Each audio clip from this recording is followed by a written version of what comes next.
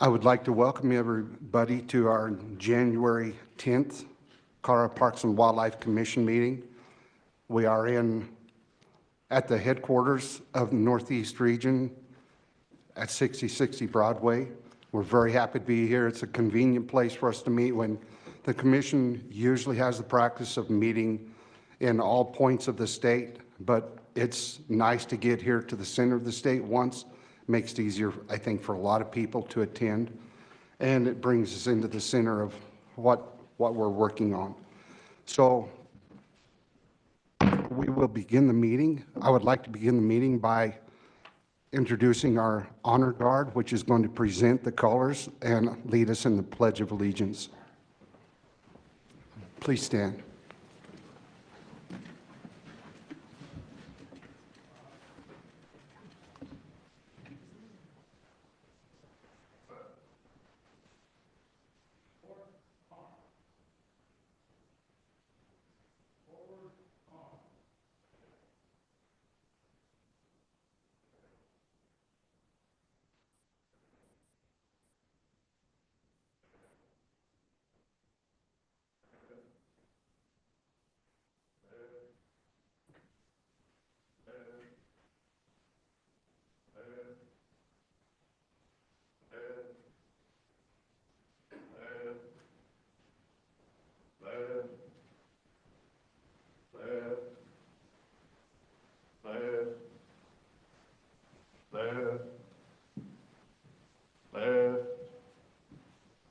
Guard, halt. Ready, face. Ready, post. Ready, dress.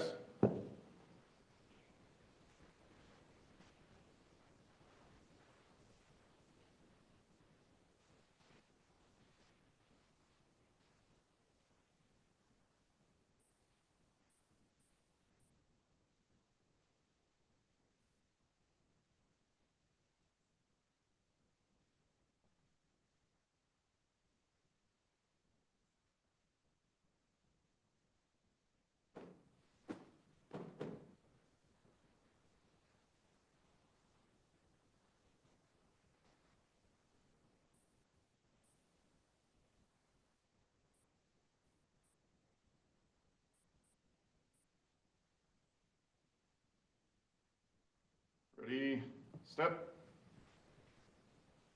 Ready, face. Please join us in the Pledge of Allegiance.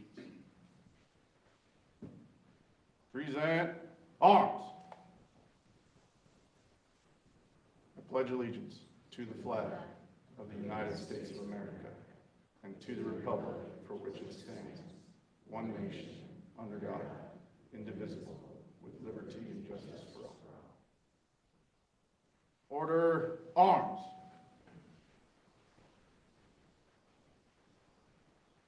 Ready, face. Forward, march. Left, left, left, left.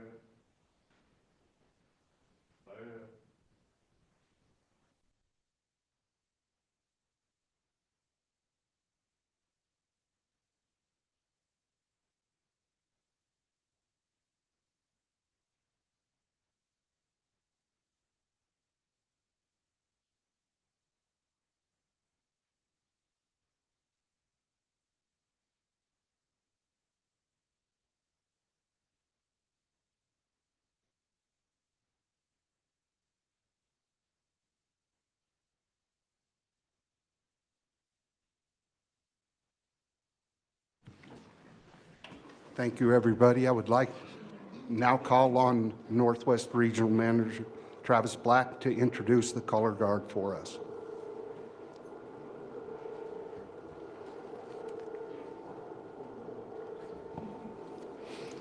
Good morning, Mr. Chair, Director, Commissioners. I have the distinct honor this morning of introducing the Honor Guard that you just got to watch present the colors and lead the Pledge of Allegiance. Just a real quick background, we started the Honor Guard years ago and we've tried to build this team up. The professionalism and the dedication that these gentlemen show is exemplary. It's not as simple as showing up this morning, putting on a shiny uniform, and putting on a show for you. They spend hours in preparation for this. So I appreciate the chair offering the opportunity to give me the honor of introducing the team that's here this morning. So I'll start on the far right-hand side, John Kohler. He is the, what are we calling you, Deputy Commander, I believe, John, for leading the Honor Guard. And John does an awful lot of logistic work, helping these guys look good and be sharp when they present the colors. So John, thank you. Next is Zach Holder, one of the riflemen that you see there. I know Zach personally, and I think he was elated when we offered him a position on the Honor Guard. So thank you, Zach. Next, we have Brandon Moeller. Brandon's one of those dedicated team members as well that just gives his all, as do most of these individuals. So thank you, Brandon. Next, we have Jordan Likes. You might recognize Jordan from our education program. But once again, he spends an awful lot of time helping make sure this team functions. And then we have Grant Brown behind us. Grant's one of those guys that's always just willing to jump in and help. And he's a busy guy around the state, but yet takes time to come help with his team. And then last but not least, sorry, I had to see who was behind me over there, it was Garrett Smith. Garrett was the officer in charge today leading this detail, and I appreciate his time and dedication as well. So like I said, really proud of this team, and I want you to understand the amount of work and time that they put in. They generally show up the night before. They look at the layout of the room, and they have to figure out how they're going to get in and out of the room every time. And as you can see, it's a little tight this morning up behind the chair up there. So every time we do this, I think is unique, and they adapt and overcome every time. So thank you for the opportunity, and I'd just like to thank the Honor Guard, Mr. Chair. Thank you, Regional Manager Black, and I personally want to thank all of you. I know it's a big commitment. I've had the privilege of being at several ceremonies that the Honor Guard presented at, and I think it's only appropriate that that's one way that we can show our respect and honor for our flag and for our country, for the veterans that have made it all possible. So I just want to thank all of you.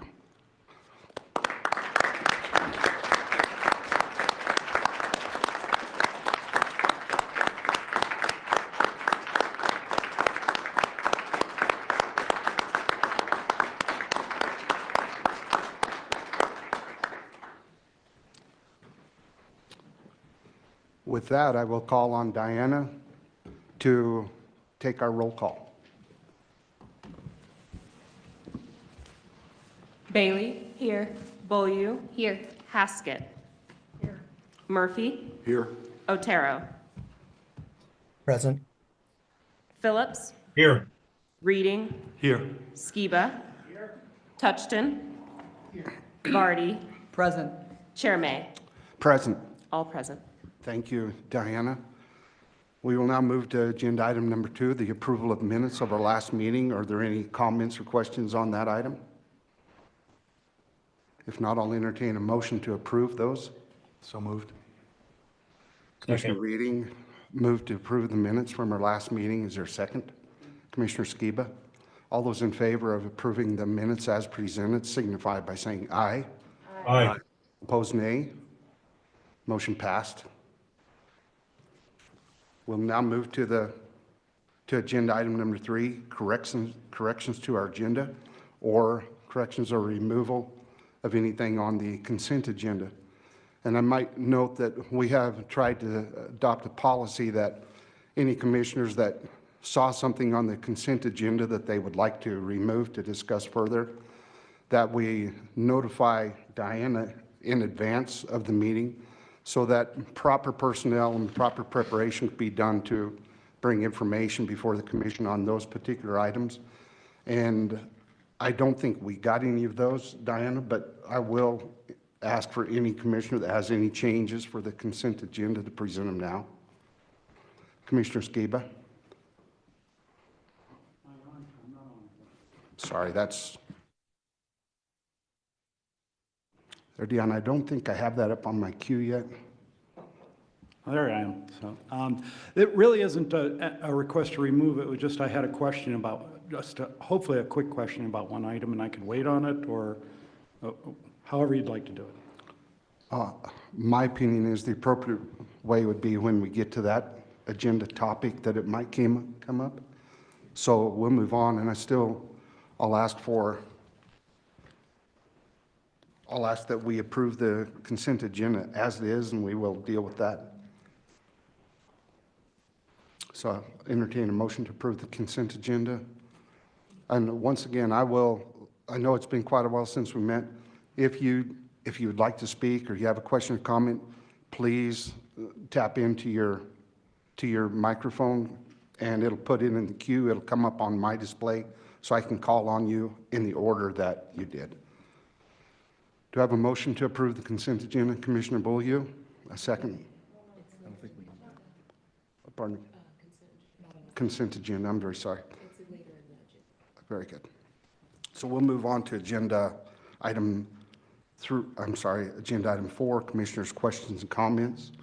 So, Commissioner Vardy.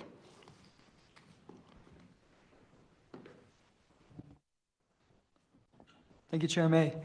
I was so lucky as to get to attend WAFWA since our last session, and I definitely recommend that other commissioners take the opportunity if it's presented. It was really cool to get to see commissioners from many other states, see similarities and differences in how commissions are run, and in the pressing issues on the table for the different states. Something that really stood out to me was, even though our commission is perhaps one of the largest of the commissions, we do a very good job at coming to agreement and to really kind of moving towards consensus or moving towards a place where we can agree and move forward on issues. That was not the case from a lot of the other commissions that we interacted with. And I think that the hard work that the staff puts into the agenda and into all the different topics that come before us is really evident by the fact that we're able to move forward and come to most decisions as a unanimous group. And so I, for one, was really proud to be part of the Colorado Parks and Wildlife Commission. And it was just a really, really cool opportunity to get to interact with so many commissioners from other states. That's all I've got. Thank you. Thank you, Commissioner Vardy. Commissioner Beaulieu.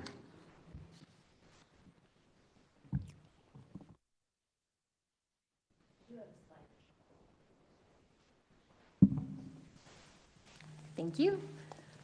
So I wanted to thank everyone here for joining us, and thank you to all of those who made this meeting possible today.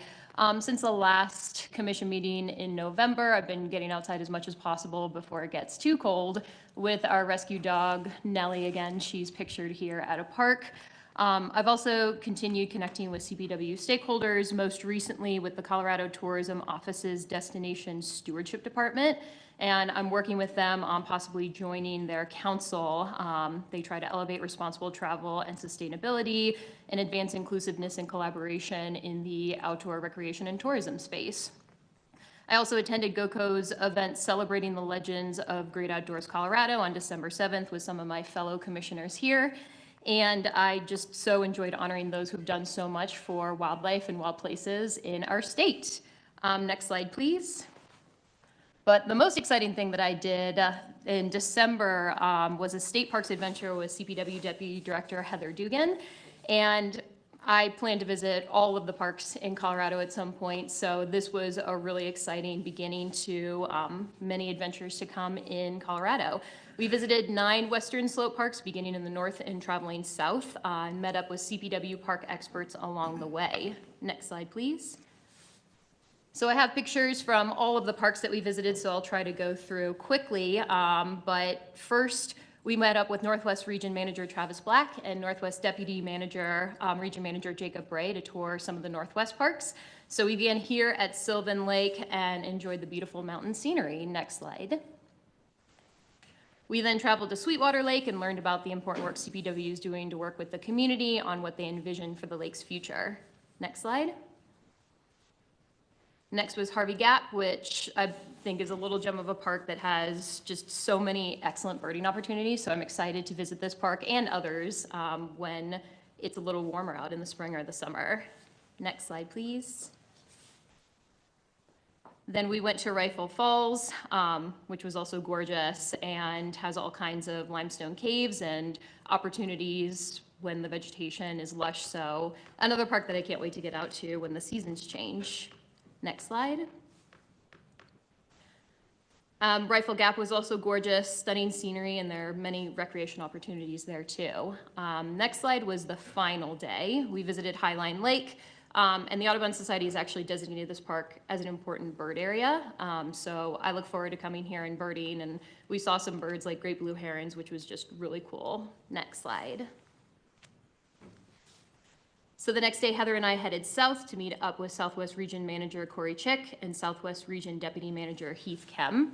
And we began at Ridgeway, which is easily one of the most, my favorite park probably on that trip. It's just gorgeous mountain scenery, incredible camping opportunities. They've got a great reservoir and they make their recreation opportunities so accessible. So this was a really cool park to visit. Next slide. Just two more. So we headed to Crawford next and checked out the great refurbished camping opportunities. And along the way, the geological formations are just stunning. And the one in the back that you can see is Needle Rock. And this one was just so cool. It originated as the throat of a large volcano 28 million years ago. So just seeing the scenery on the way and the gorgeous parks, it was just also cool. And then the next slide is the final park. So we wrapped at Schweitzer Lake and learned about its wonderful recreation opportunities. It's got so much future potential, so I'm excited to learn more about what the park managers do at that park. Next slide. So I want to thank Heather, Travis, Jacob, Corey, and Heath for both helping to arrange and joining me on this state parks adventure. I appreciate the time that they spent making this possible, and I really appreciate the experience that they bring to CPW. And in addition, I want to thank all of the kind and knowledgeable CPW employees I met along the way who helped make this trip truly special. Everyone went out of their way to help me learn more about the park, to tour us around the park, and it was just a really cool opportunity. And I can't wait to spend 2024 visiting more parks, going on more adventures, and being an expert in this space because our parks are so important, and I just really enjoyed this opportunity. I look forward to what 2024 has in store. Thank you. Thank you, Commissioner Beaulieu. And I would like to add that the reason we have this time for commissioners' comments is so that commissioners can share their experiences and their work towards making themselves more familiar with the mission of this group, this agency, and that all of these things are very pertinent, especially commend Commissioner Beaulieu in her first year on the commission, that she's reaching out and trying to gain all the knowledge she can as to what our mission is. So thank you, Commissioner Beaulieu and Commissioner Reading.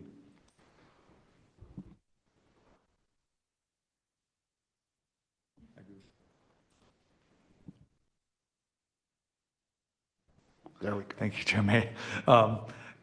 Thanks for that presentation, Commissioner Beaulieu. It was really nice. I apologize for not having slides. I usually have some nice slides, but I did do some work over the past few months for the commission, and like Eden, Commissioner Vardy, I got to go to WAFWA, and I echo his words and sentiments. It was an amazing experience, and I encourage all the commissioners to attend one of those meetings. It'd be nice to go to one of the meetings where there were more people. It was a relatively small group of people, but we did get to learn about other commissions, and I'm very proud to say that I think our commission is the best.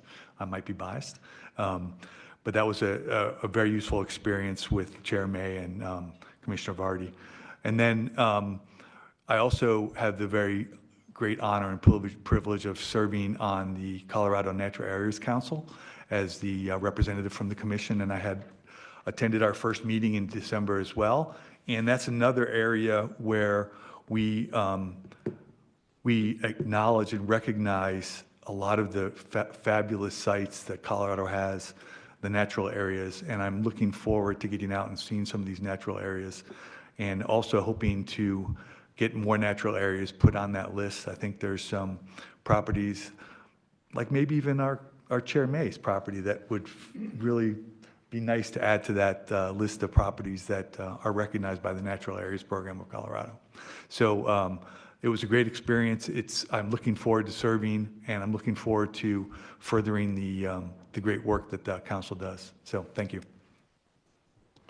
Thank you, Commissioner Reading. Any other commissioners with comments? Commissioner Skiba? Thank you. I do have some slides, so if we put those up. So kind of what have I been up to is the question. So next slide, please. And these are some of the things I've been up to. First off, I went to Yellowstone, had the great privilege to be in Yellowstone for Thanksgiving with one of my colleagues and a colleague of Commissioner Reading as well, Joanna Lambert. Joanna does work there. She's a professor at CU Boulder and does work on a lot of things, and right now is working on some issues with the understanding of wolves and coyotes and how they react to novel items in their environment. So it has to do with some of the things that we may be doing to try to minimize wolf depredation. So next, please. Continue meeting with hunters and anglers and hunting groups. One of the best outcomes of that is I found a place to actually hunt quail in Colorado, hunt gamble quail, which there isn't that much opportunity, but there is some, I found out. Next, please. Attended the Sportsman Roundtable meetings. Next. Also working on the DRAW working group that has been put together for the commission. Next, please.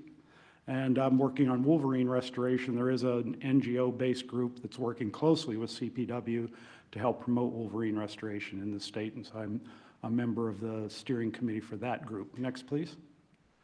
And Bighorn, we have a West-wide Bighorn Advocates meeting that I manage on a monthly basis so that we have an understanding of what's going on across the entire West as far as bighorns, what the issues are facing, and what some of the legal issues are. Next, please.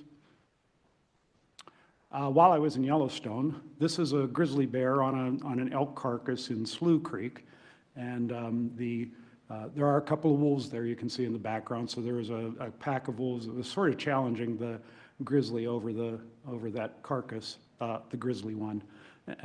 Next, please.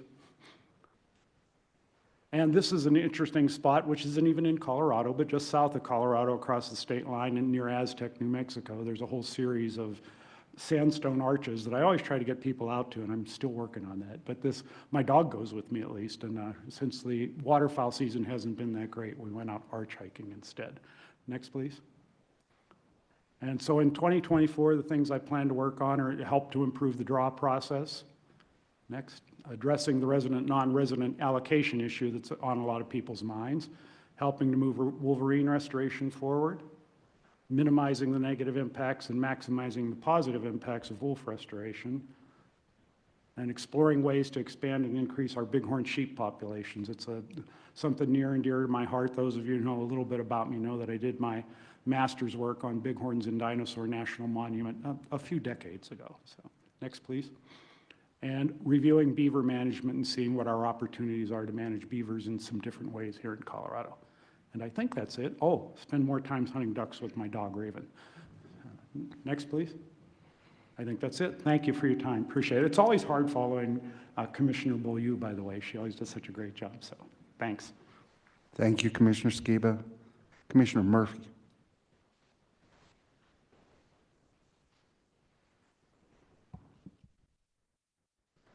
There we go. There it is. All right, good morning, everyone. For me, I don't have any pictures or anything, but back in November, I did attend the Wildlife and Habitat Roundtable. And then also on December 7th, I went to the Celebrating the Legends of Great Outdoors Colorado, and that was paying respect to John Fielder, the photographer, and also Governor Roy Romer and some other people that had founded GOCO. And then I also, on December 14th, I attended the Sports Persons Roundtable. And just as an ongoing thing, I've been meeting with members of the wildlife rehabilitation community and working with them and just talking about some of the issues that they have. And that's about it. Thank you. Thank you, Commissioner Murphy. Commissioner Bailey. Thanks, Chair May. Thanks, everybody. Good to be back in Denver with the commission.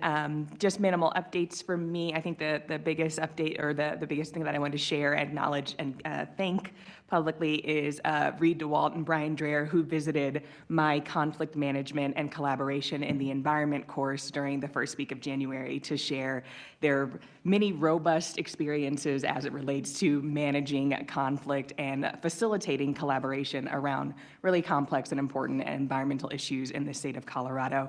My students got a ton out of it. They asked, I think, the most questions of any of our guest speakers this semester. And so it was really great to see local Colorado environmental contentious issues come alive through their experience. So I want to thank Brian and Reed again for donating your time to the class. Thank you, Commissioner Bailey. Commissioner Haskett.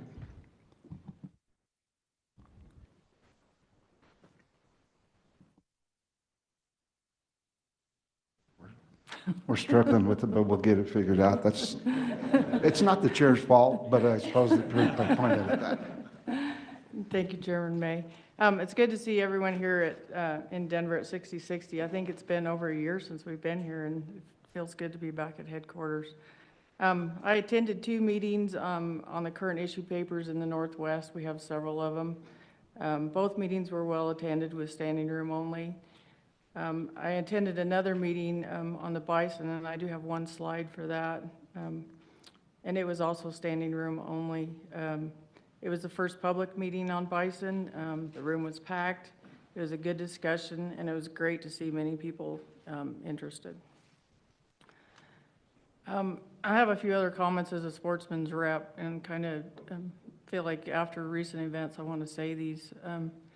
In 2017, I was appointed by Governor Hickenlooper to the Parks and Wildlife Commission. I never realized how vast and broad-based CPW was. Although CPW is a state agency, it is designed to be independent.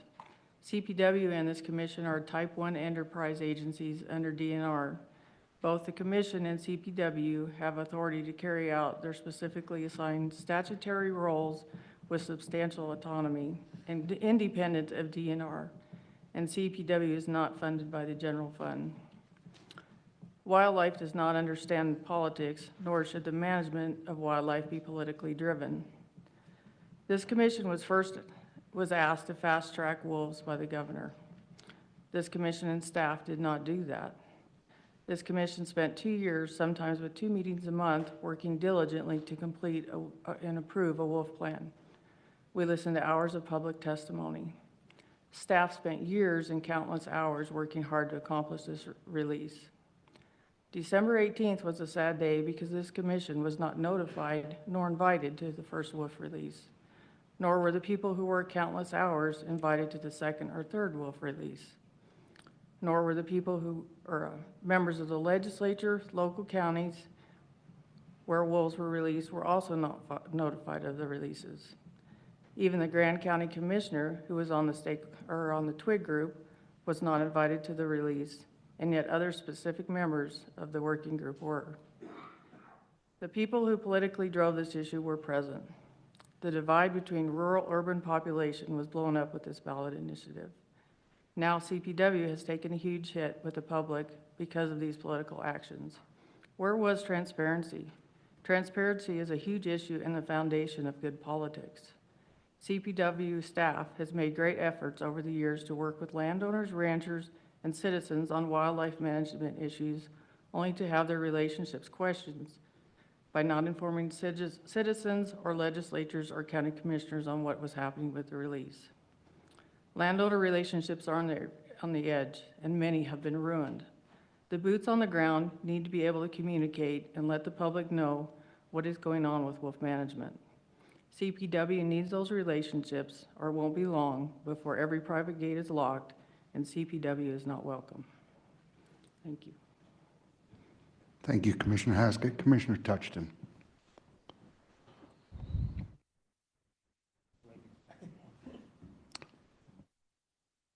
Okay. I just had a few things. I wanted to also say I enjoyed seeing several of you at the GOCO's Legends of GOCO party. But to echo what Commissioner Vardy said, GOCO is something that makes Colorado really unique. And I think their ad on the radio says they've given $4 billion since their inception back to, mostly to habitat conservation. And I guarantee you, if we went to the legislature and asked for $4 billion, we would not have got a very positive reception. So it is something that gives us a real advantage here in this state. And then my only other thing was, I wanted to say, Travis Black's comments on the color guard were entirely accurate. I got here early to get through some snow drifts, and only the color guard was here to let me in the building. So everything he said about how hard those guys work is quite true. Thank you, Commissioner Touchton. Any other commissioners with any comments? Oh, seeing none, we'll move on.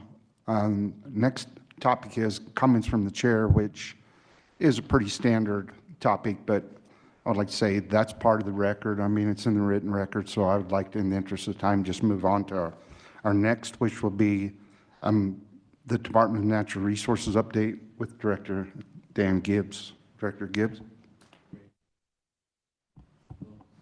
There we go. I think I got it. Yeah. Yeah, thank you, Mr. Chairman, and good to see all the commissioners. Great to be here in the Northeast headquarters, the headquarters for all Parks and Wildlife. But as you're all aware, Parks and Wildlife successfully reintroduced 10 gray wolves back into Colorado. And I really want to commend the Commission, Director Davis, CPW staff for all your efforts over the past 3 years. It's really been an exceptional effort, to say the least. I know there's been a lot of teamwork involved, everything from the comms team, McKelly, the regional folks, especially Travis's team in the Northwest, the capture teams, commission meetings, just to name a few. I'm really proud what we've accomplished and really meeting Proposition 114 in a timely fashion. And again, it goes without saying, a special recognition and appreciation to Reed DeWalt and Eric Odell. Really amazing efforts over the last 3+ years, really. And also, not only folks that work for Parks and Wildlife, but want to recognize everyone's families too, because I know that when I think about my own job, it has big impacts on my kids and my wife. And I know this effort has really impacted not only you all that work for Parks and Wildlife, but your families as well. So a huge thank you for your amazing efforts. A few updates for me also on DNR staffing. Jenny Brannon, who's been my Division of Reclamation, Mining, and Safety Director, she has retired, and so I really wish her well. She worked for the state for about 25 years, and so we're in the process of filling her role. I want to thank Michael Cunningham for stepping up to be acting director for that particular department. And also, we also have a new recent retirement of our state engineer, Kevin Ryan. He has also put in about 25+ years within the state of Colorado. And we have, we just, I want to say maybe just this past Tuesday, we announced the process to select his replacement. I want to thank Tracy Kozloff for stepping up to be the acting director for the Division of Water Resources while we go through that hiring process. We're also currently interviewing candidates for the vacant Federal Affairs Policy 4 position. As you can imagine, we weigh in on a lot of different federal processes and reports and so forth. So having a person that really is dedicated to looking at what federal issues are impacting the Department of Natural Resources is really critical. And then we're also interviewing applicants for the position of Assistant Director for Research for the Produced Water Consortium. So those are some key positions right now that we're working to fill. What time is it? 8:35. So just in a couple hours, the start of the General Assembly kicks up for the legislative session. And tomorrow will be the State of the State address by Governor Polis. And I really want to give a special appreciation to Daphne Gervais and I know Sarah Hemming from Parks and Wildlife too. They're going to work really hard to keep the commission apprised of any legislative issues that impact parks and wildlife, but yearly, there's always, well over 600 bills, so it's just a tremendous amount of work to keep track of everything that is going to be debated or, bills coming up and so forth. So they'll keep you up to date on that. A few legislative updates, just thinking of the session coming up. Last year, I think you may remember, we renamed the Colorado Oil and Gas Conservation Commission to the Energy and Carbon Management Commission. So the scope of the work of the ECMC is expanded beyond oil and gas right now. So it's now including geothermal energy, underground natural storage, and carbon sequestration. So this legislative session will run a technical cleanup bill that will allow the ECMC to continue to lead the way on innovative energy technologies to meet our greenhouse gas emission and reduction goals. Also related to parks and wildlife, we'll be running a bill to include invertebrates in the definition of wildlife and adding oversight over the authority over management of rare plants. These positions, CPW will continue to lead the charge with biodiversity, which is definitely a huge priority, I know, for CPW, but for all of the DNR. And so again, there will be this, technical kind of cleanup of the Title 33 bill. Also, we're working on a bipartisan piece of legislation to authorize CPW to reintroduce wolverines. So for those that are not familiar, wolverines are part of the weasel family, and actually were native to Colorado, but were extirpated from the state in the early 1900s. So along with those bills, we also have our annual bills for our Species Conservation Trust Fund, as well as a water projects bill that's really tied to significant funding for water projects. Last week, the DNR joined the Governor Polis to release the pollinator study, which was developed in response of Senate Bill 199. So the DNR contracted with subject matter experts at CSU Extension and the University of Colorado Museum of Natural History and the Xerces Society. Together, they worked together. We worked with various different departments, including CDOT, CDA, State Land Board, of course, Parks and Wildlife, just to name a few. But this study establishes important baseline information, including synthesis of research providing evidence for importance of native pollinating insects to agricultural and natural resources within the state, including key factors impacting biodiversity and health. So that's really exciting. I mentioned the position for federal policy that we have. Well, just thinking of federal policy, the Department of Natural Resources recently submitted a comment on U.S. Forest Service proposal mineral withdrawal of the Thompson Divide. This proposed action reflects key provisions within the CORE Act designed to maintain traditional land uses and habitat connectivity in that region. DNR is actively working to develop comments on several key wildlife habitat-focused Department of Interior land use plans, including sage grouse RMPA and the Gunnison sage grouse RMPA, as well as the big game RMPA. DNR also submitted comments in mid-December on the BLM solar PEIS with input from CPW staff. So anyways, a lot going on at the federal level, to say the least. Let's see, our Colorado State Forest Service, in connection with the Department of Higher Education, provided direction within Senate Bill 23-005. The Colorado State Forest Service provided consultation to the Commission on Higher Education on expansion and creation of the new forestry programs at colleges and university campuses. We, as you all know, have major forest health challenges, and the idea is that the state helps provide greater support for higher education to have people focused on working on forestry programs. Our COSWAP program has been very successful. You've heard me talk about that in the past. That's our Colorado Strategic Wildfire Action Program. And our grant program closed in the fall of 2023. The DNR received 33 applications, including 2 applications from Parks and Wildlife for 16 weeks of wildfire mitigation work. completed by Mile High Youth Corps on the Mueller State Park and Cheyenne Mountain State Park. So that's really great to see. And actually, next month, we're going to having an announcement of our next round of grants that will likely see between like $6 and $7 million available for the state.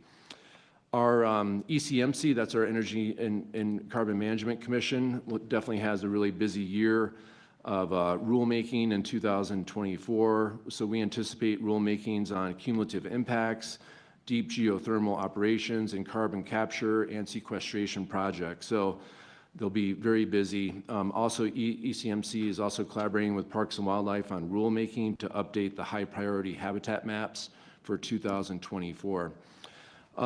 Quick tribal update. In December, the Southern Ute Tribe concluded its runoff election, and I want to give a congratulations to Chairman Baker, who won his reelection. We've worked with him really closely at the Department of Natural Resources, and he's been really wonderful to work with.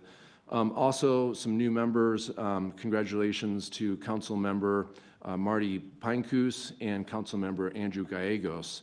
And so they were recently reelected too. Also, just yesterday, actually, Monday, excuse me, Colorado Water Conservation Board was a participant in the much anticipated Climate Change in Colorado report. This is really focused on water. So this has been a multi-chapter report that combines and includes relevant climate science information to help inform future management and planning of our state's water resources. I want to share with you some interesting data that's not, I'm really kind of sad to share it because it's interesting to hear that Colorado has warmed 2.3 degrees since I was born. And then over the next few years, we're expected to see 1 to 2 degrees increased temperature by 2050. And we've seen a 3 to 23% decrease in snow water equivalency since 2000. So again, 3 to 23% less. And then projected moving forward, this study says that we're likely going to see a decrease between 5 and 30% by 2050 within the snow water equivalency. So to sum it up, less water, and as you know, I'm a wildland firefighter, and likely probably more fires. So I just want to share, that information. And then Colorado River update in June, the Department of Interior announced a formal process to develop the future Lake Powell and Lake Mead operating guidelines. So the new guidelines will replace what we call the 07 Colorado interim guidelines, which govern the reservoir operations through 2026.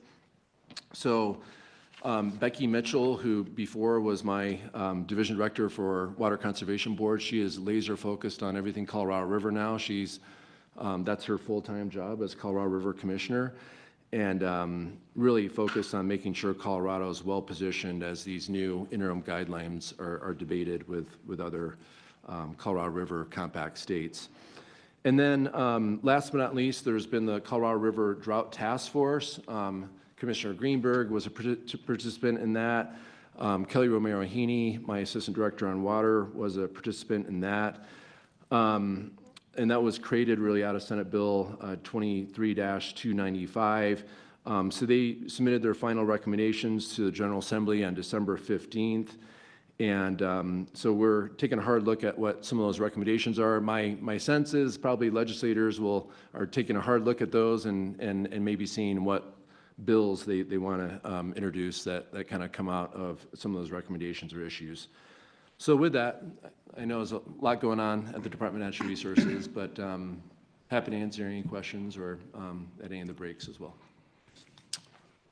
Do we have any questions for Director Gibbs? Okay. Commissioner Touchton. Thank you, Chairman.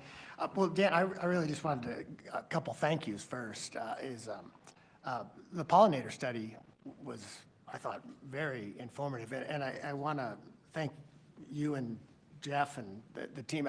I really think plants and bugs are important, and they're not as charismatic as some of the things they can be very charismatic, but we don't tend to have them on the wall, but they really are the foundation of the ecosystem. And I think we're wise to look, because at least pollinators are not doing particularly well. On wolverines, I really get into this, but I've been getting Colorado outdoors since the 1970s, maybe the 60s, actually. We looked in the 70s for wolverines in Colorado, and there was still some evidence. So they weren't extirpated as far ago as some people think, though. It might have been a result of John Denver, who made a documentary near Snowmass and then kicked his wolverines that they were used in the documentary out on Snowmass Mountain. But there was a M56. It was quite a saga. There was a wolverine that lived maybe 10 years ago now in Rocky Mountain National Park for a while. But then lastly, I had to just give a shout out to Jenny Brannon, who retired. You made me feel quite old. Jenny was an intern, a legal intern for me a long time ago. And we worked in it had been an abandoned building. She's been a real trooper over the years, and it makes me feel quite old that she's retiring, but I wanted to just recognize all the good work she has done for wildlife in the state for several decades. Thank you, Commissioner. Commissioner Reading. Thank you, Chair May. So yeah, I want to echo Jay's comments, and I want to thank the department for doing the press release at the Butterfly Pavilion, and we were happy to host that, and I was happy to attend. It was sobering, I think, how little we do know. And so one question I did have is if you had an update on, I know you guys had proposed maybe producing some legislation about invertebrates being listed as wildlife, and I'm wondering, I know there's been some changes to that, and I'm wondering if you can talk to that a little bit? Or is that Jeff?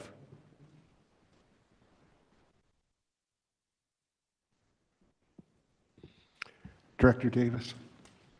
Thank you, Mr. Chair. Yeah, Commissioner Reading, I feel like we're, like Director Gibbs said, session starts here shortly.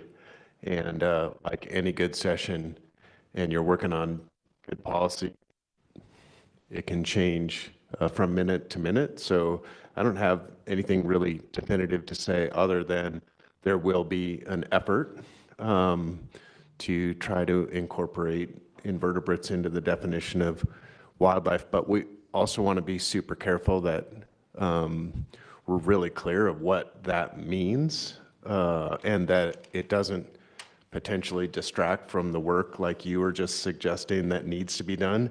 Surprisingly, we don't know as much as we need to know, and we need to know it sooner rather than later. And so we're looking at being very focused on kind of the population status, trends, distributions, so that we can get that knowledge up and not create a huge disturbance in the force. When I say that, I've heard people say, well, wait a minute, does that mean that this commission is going to pull me over and give me a ticket for killing bugs on the highway? Like, that's not where this is going at all. So I look forward to seeing the process and seeing what comes out the other end. And as always, CPW, just like with wolves, like we do our job really well, and we'll do this one really well going forward. Thank you, Director. Commissioner Ring, was that it for you? Thanks. Thank you. One comment I would like to make on this. We keep dancing around the issue of biodiversity, and biodiversity is maybe a flashpoint for some people because of the definition or the misunderstanding of it. But I do have a comment about biodiversity. And in the last couple of years, I've experienced a devastating wildfire on our ranch. And for decades, we have worked to promote biodiversity on that ranch. And I can say unequivocally that if not for those efforts, if not for the total chain of diversity that is out there and all the species that are intact, whether it be plants, invertebrates, animals, anything. It took all of it to recover in that traumatic event. And there are different species of everything, plants, invertebrates, animals that respond differently and may not be obvious to people in normal times, but in the situation of a traumatic event on the landscape, that's when that comes into play. And I think that's the kind of thing that cannot be stressed enough. As we get into a monolithic type of agriculture or something in the environment, we lose all of that. And I think that we are now, it's becoming aware to all of us that we need that total chain in place. And some things respond differently to different events. That's why we have to have that. That's my commentary. Commissioner Ring, you're completed. Any other questions for Director Gibbs? Seeing none, we'll move on. And I have to say it was brought to my attention during commissioner comments that I overlooked the screen. We have Commissioners Otero and Phillips virtual, and Commissioner Phillips did have a hand raised, so I would like to take this time before Commissioner Greenberg's presentation to give the opportunity for Commissioners Phillips and Otero to give their comments.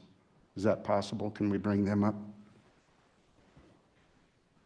Maybe let's do this. Let's go to Commissioner Greenberg for her presentation, and now that I've noticed the commissioners that are virtual, we'll come to them after Commissioner Greenberg's presentation. So Kate, it's all yours. Great. Well, thank you so much, Mr. Chair, and it's great being with the commission as always, and staff and members of the public. It's been a while since I've seen you all in person, so glad to be here today. I won't be here tomorrow, but Wayne East will be serving in my stead, and as always, just appreciate his service with Parks and Wildlife.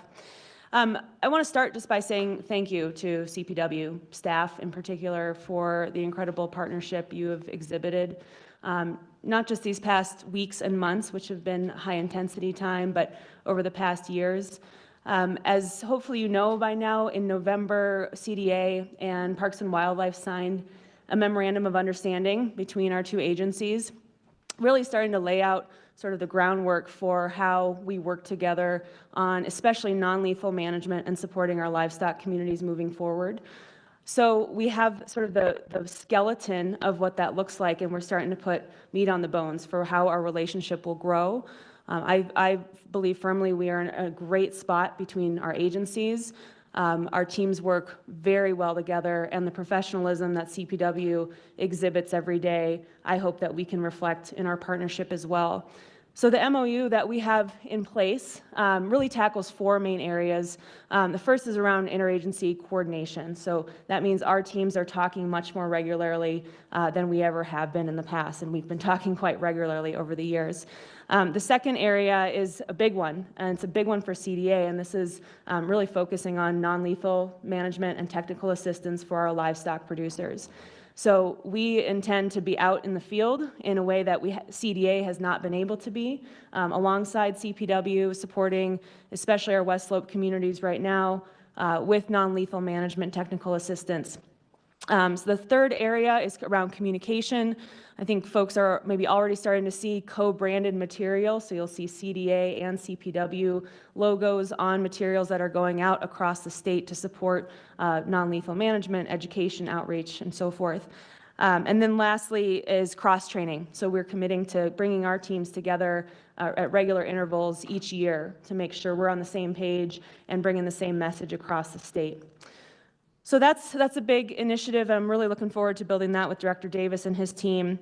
In addition, a couple of other efforts that we have at CDA, especially around wolf reintroduction and our role moving forward. Many months ago, our team was pretty proactive in supporting folks like Western Landowners Alliance and others in putting in for a federal grant, the Regional Conservation Partnership Program, funding for non-lethal technical assistance in various Western states. They were successful in that. I believe $22 million are coming to the West, $2 million of which will come here to Colorado. So CDA was very much in support of that effort and look forward to partnering with those nonprofit and other entities as they build out that program. And then lastly on this front, we actually put in a budget request for 3 new people to join CDA staff to be in the field with Parks and Wildlife to build that non-lethal management and technical assistance program. So that will go through the legislative process, the budget process that starts today. But we're really excited about that so that we can have boots on the ground, folks out in the field working alongside our livestock communities, trying to figure out what does work and what works for each particular operation. We know one size does not fit all, and we want to be very sensitive to what works where and what works for which producers. So that's kind of the scope of our work right now with Parks and Wildlife when it comes to being out in the field. So I'll keep you all updated as we move through legislative session on how that budget request is looking and as we flesh out that MOU. Moving on to the other kind of season we're in, which is conference season for ag. We take advantage of the cold winter months to get together and talk about what's going on. And obviously it's stock show time as well. We've got over half of our divisions at CDA working stock show. Animal health is mitigating for disease. We got brand inspectors out there doing brands. We got scales, our ICS folks doing weights and measures, making sure our scales are weighing everything correctly and folks are getting what they're paying for. We got our markets team bringing in cattle buyers from Mexico and Canada to meet with Colorado producers. Our conservation team is recognizing the Conservationists of the Year, farmers and ranchers, next week at the rodeo on Wednesday. So just an example of ways in which CDA shows up to support many big events around the state. In addition, we've got Farm Show coming up in Northeast Colorado in a couple weeks. Water Congress, a lot of other events going on. So I'm looking forward to seeing a lot of our folks across ag at many of these conferences and gatherings in the next few weeks. Some personnel updates from CDA I'm really excited about. We had a couple of big transitions, retirements. The first one, after about 17 years, was my markets division director, Tom Lepetsky, retired in September. And I'm really pleased to announce our new markets division director is Amanda Laban. Amanda's out of Buena Vista. She's worked in ag for over 20 years, both as a farmer and supporting and advocating for young and beginning farmers, especially around land access. She's worked for CDA in a different capacity as a section manager for the last year, overseeing all of our land access programs, next-gen programs, community food access. So she's stepping up as part of my senior team. Really excited to have her on board. The other retirement we had at the end of 2023, just a few weeks ago, was our brand commissioner, Chris Whitney, who oversaw our brands division for the last 12 years. Chris was just the 6th brand commissioner in the history of the brand board and the brand division. And the brand division itself predates statehood in Colorado. So just to give you a sense of the tenure of that position. I told our new brand commissioner we don't expect that kind of tenure, but he should be on the lookout. It might happen. But I'm very pleased to say that Todd Ingley will be joining our team starting February 5th. For those of you who don't know Todd, he's been serving as executive director of the Colorado Beef Council for the last about 7 years. He's run his own beef and cattle operation, lifelong commitment to agriculture, especially to the beef industry, and just going to be another great addition to our senior team. I want to give a particular thank you to Deb Vernon, one of my brand supervisors, who's stepping in as interim brand commissioner in between now and when Todd starts. And then lastly, on the hiring front for new faces at CDA, last year we created a new position, an Ag Water Policy Advisor position, brand new at CDA and obviously timely for many reasons that especially Director out, things that we're facing in ag with regards to water. We've never had somebody full-time who's able to represent ag on water issues. So I'm very pleased to say that farmer Robert Sakata has joined our team as that first ever position. Again, for those of you who don't know Robert, though I'm guessing most of you do, he really needs no introduction, but a living legend, I would say, in agriculture in the state. Grew up, of course, and has pursued and lived in agriculture his entire life, but has also been at the table on water for decades across all the various boards, is currently serving as on the Colorado Water Conservation Board, He will serve this last CWCB board meeting in his personal capacity, but then he will be my delegate. So hopefully, Director Gibbs, you're not losing Robert. He's just kind of moving seats on the board. In addition, last year I created these new positions at CDA called Regional Assistant Commissioner positions. They're very part-time, built for working farmers and ranchers. We have two regional assistant commissioners on board, Joe Stanko in Routt County and George Witten down in Saguache, both also lifelong livestock producers. They have just been tremendous to also be on my senior team. They represent their communities every single day with us and have a direct line to me every day to say this is what's going on in Northwest Colorado, this is what's going on in the Valley. And Joe in particular right now is obviously playing a key role in being a bridge between what we're doing at the state and what's happening in Northwest Colorado. So we've posted for 2 more of those positions. That's open right now. They're open through the end of the month, and we're particularly looking for a representative from the Eastern Plains and likely an urban agriculture representative. So really excited about those positions. Just kind of wrapping up here, at the end of last year, we got to announce $500,000 in agrivoltaic research grants. So we have 7 projects around the state that are going to help show us what's possible with combining renewable energy production and agricultural production on the same acreage. So I'll be excited to report out on that. We closed our first round of Community Food Access Program grants, looking to get out about $2.5 million for small retail businesses and small farmers across the state. And we have absolute statewide distribution with a lot of rural representation in that mix. And then I'm also very much looking forward to CDA's first ever tribal consultation with both Southern Ute Tribe and Mountain Ute Tribe in February. So I'll be bringing some of my team down to the Southwest to really work through what our relationship might look like in a more formal way moving forward. Lastly, I think at the last meeting, I gave an in-depth update on our budget and legislative package. We have a historic budget proposal in with the legislature this year. Some big bills. We have 3 tax credit bills, one for conservation agriculture that will really tie in with our STAR soil health program. Another that would incentivize the sale or lease of land and equipment to young and beginning farmers. And lastly, a tax incentive that would help incentivize rural veterinarian businesses to either transition and stay in those rural communities or for vets to go out and build their own business where we're lacking veterinarian staffing and support in rural parts of the state. That's just a fraction of what we got going on, but as I know Director Gibbs will, we'll keep you updated on how the legislative session is going. And with that, Mr. Chair, I'll end my report and take any questions. Thank you, Commissioner. Do we have any questions for Commissioner Greenberg? I see none. So thank you very much for the report. One of the most important things that we do is we cooperate with agriculture and wildlife and the mission of this agency, so we appreciate the input. With that, I will now go back to Commissioner Phillips, who had comments from our earlier agenda item. Commissioner Phillips, are you there? And Commissioner... Good morning, Chair. Commissioner Chair, if you have something, I will go to you after Commissioner Phillips.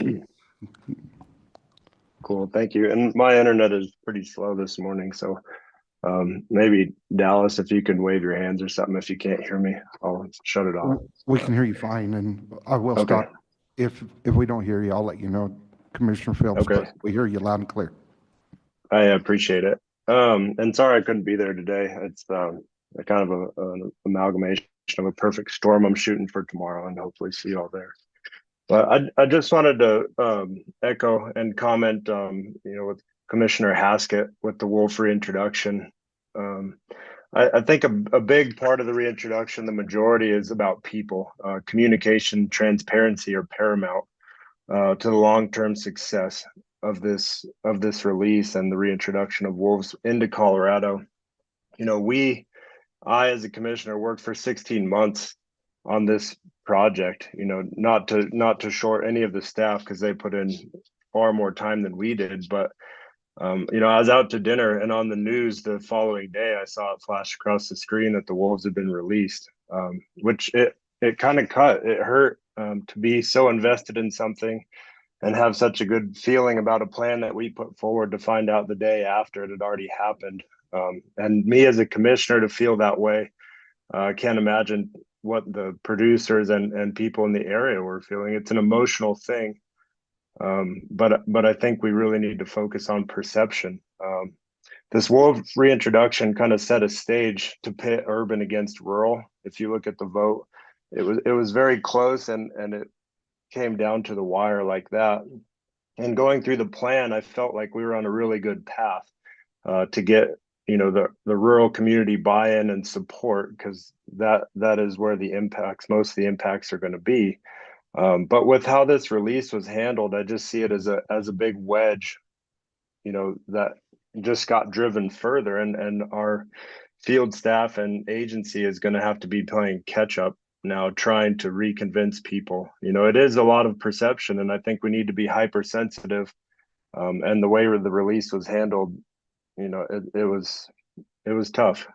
So I don't know if there's, if anyone can comment on that now, or tomorrow on the wolf update, but I definitely think it's worth fleshing out. And it was a big enough deal to me, and it's not a happy thing. So I'd like to hear a little bit more about why it was handled, or some explanation from someone.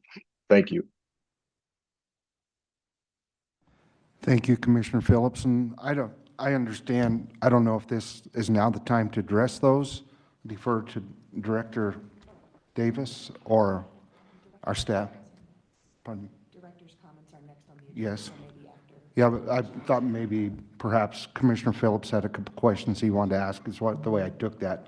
But we can defer that, or we can do it now at the discretion of all.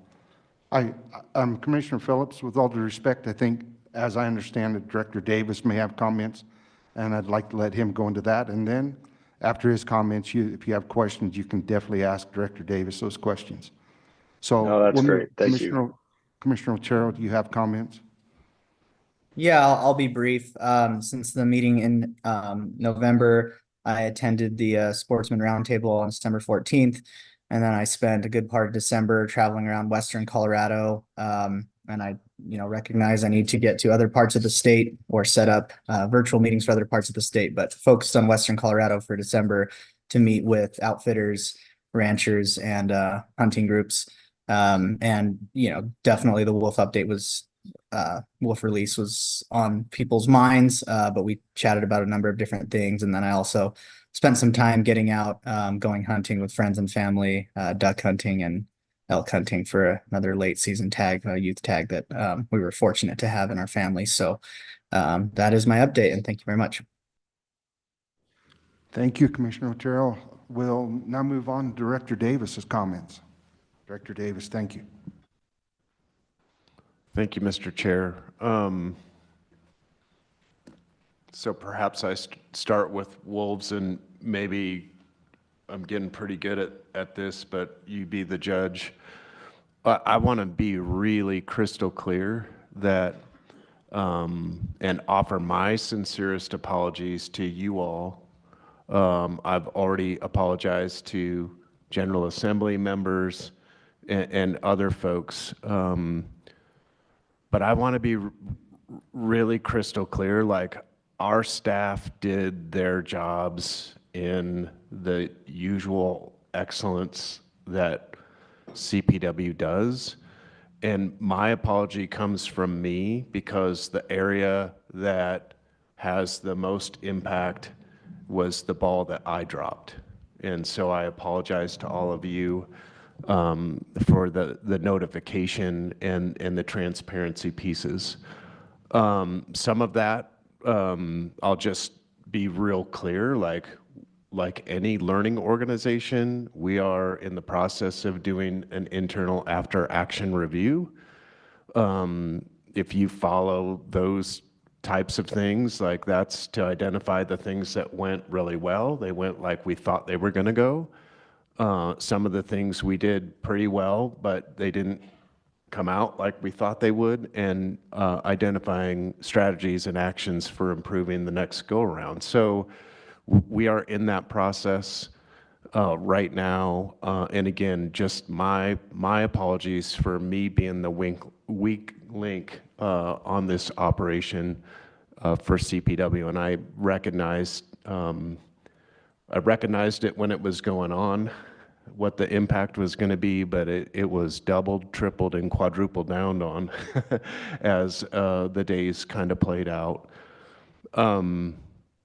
So I can't make it clear enough that our staff did their jobs and they did it really darn well. The less spectacular things are mine. I also want to say, like, in my experience, and I don't know all of why this is, but this particular species just elicits a lot of emotion. As public servants, I say it's maybe perhaps the most honorable job anyone can take on, because we serve 5.8 million people and visitors to Colorado.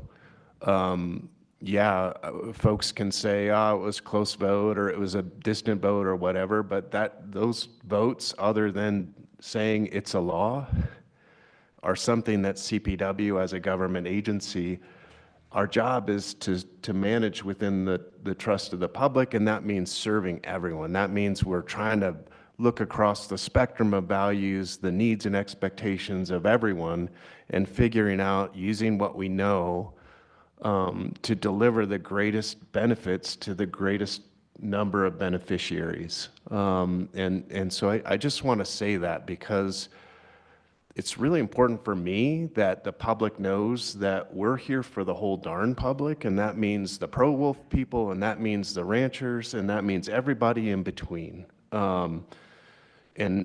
As long as I'm here, which may be hopefully a long time, like we want to be that bridge. We are that bridge. I want to say to the rural communities, we are going to be there. We are there. We have been there with you all along. The people haven't changed. These are the same people that are part of your community, that have those trusting relationships. And we don't want a particular species or any of our actions to result in severing those relationships that are so critically important and that all of us have worked so hard to develop. And we're going to be there. And Commissioner Greenberg, thanks for bringing up our MOU. Thanks to you, and your team has been amazing. And I say that because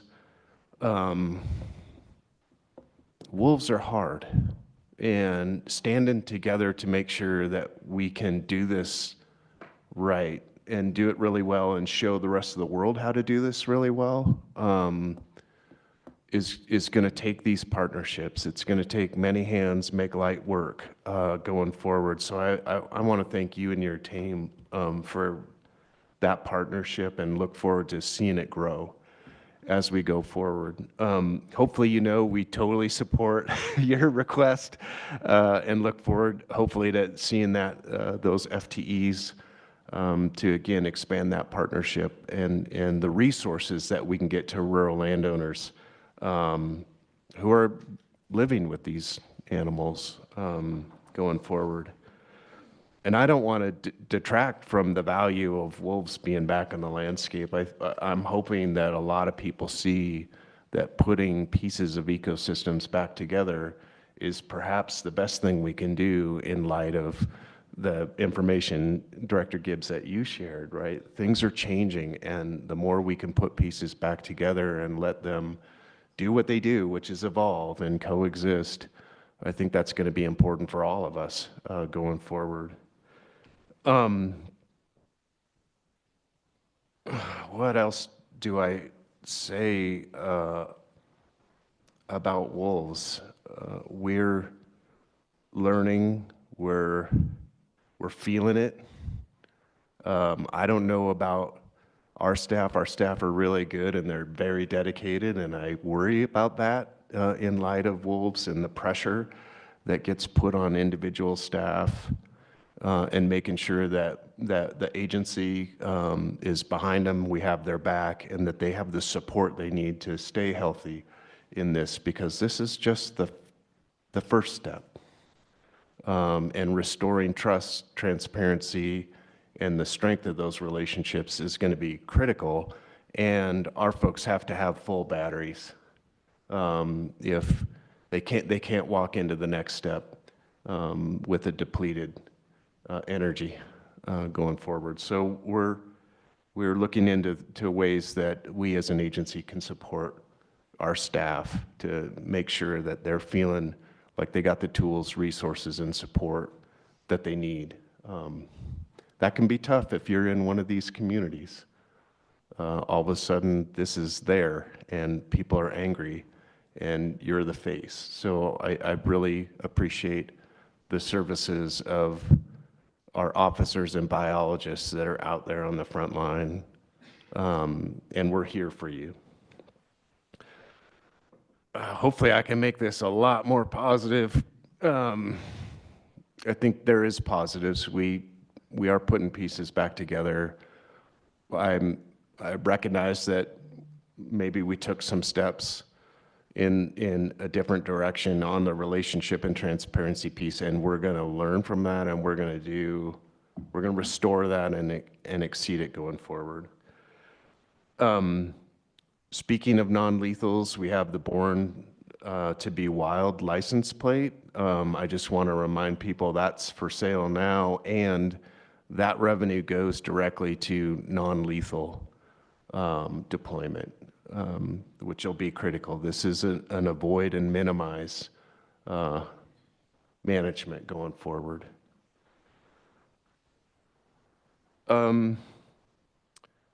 Lion, bobcat, and lynx FAQ. I can only imagine that 10% of the people that want to see that pound on me, which means 90% still want to see that. Also, they're just not hammering on us. And I just want to say, staff has done an amazing job to get a draft put together. And we will, I promise you, get that out as soon as possible. I think it's my observations are we're really used to putting out like perfection, and this may be one of those that it's probably perfect, and yet we know we need to get it out because we know we put in it like the questions that we were hearing. We can only imagine that when we do get the FAQ out publicly, that there'll be more questions that the public wants us to answer. So we're looking forward to getting that out very soon. I want to thank the Southern Ute Tribe. I had an opportunity to meet with their tribal council last week to really hear, like, what are they up against? What are their priority issues? And how can we work together going forward to address our shared interest? In my experience, the tribes, these are their lands and their reservations, and we have similar interests around wildlife conservation, natural resource stewardship. And so I just want to thank the Tribal Council for giving me the opportunity and the honor to speak with them and their staff. We stayed after an hour or two. I want to thank Corey Chick and Matt Thorpe in particular for being there with me and for all the work that they do every day with our two active tribes. It was pretty clear there was a lot of praise for our CPW regional staff that I heard. So thank you, Corey and Matt.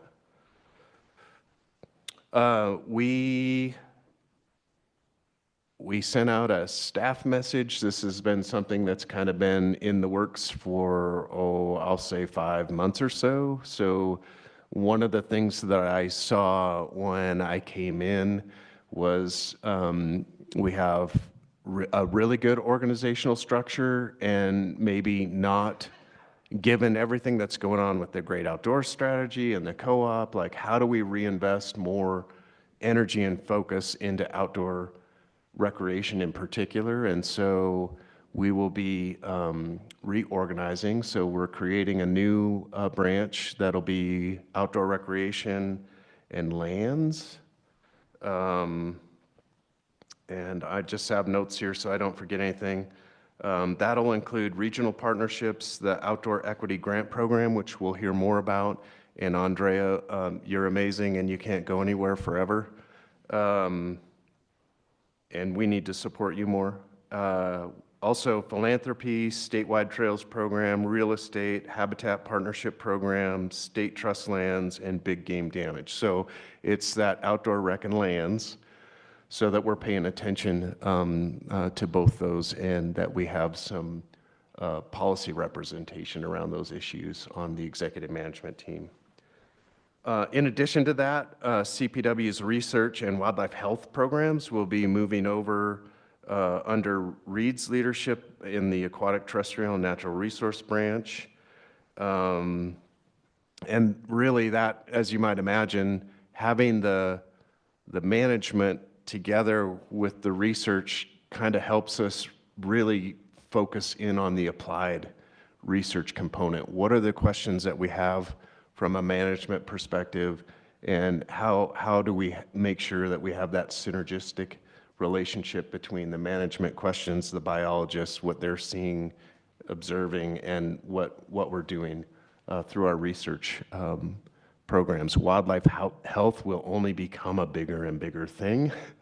So again, having wildlife health closer to the management pieces, I think, makes a lot of sense.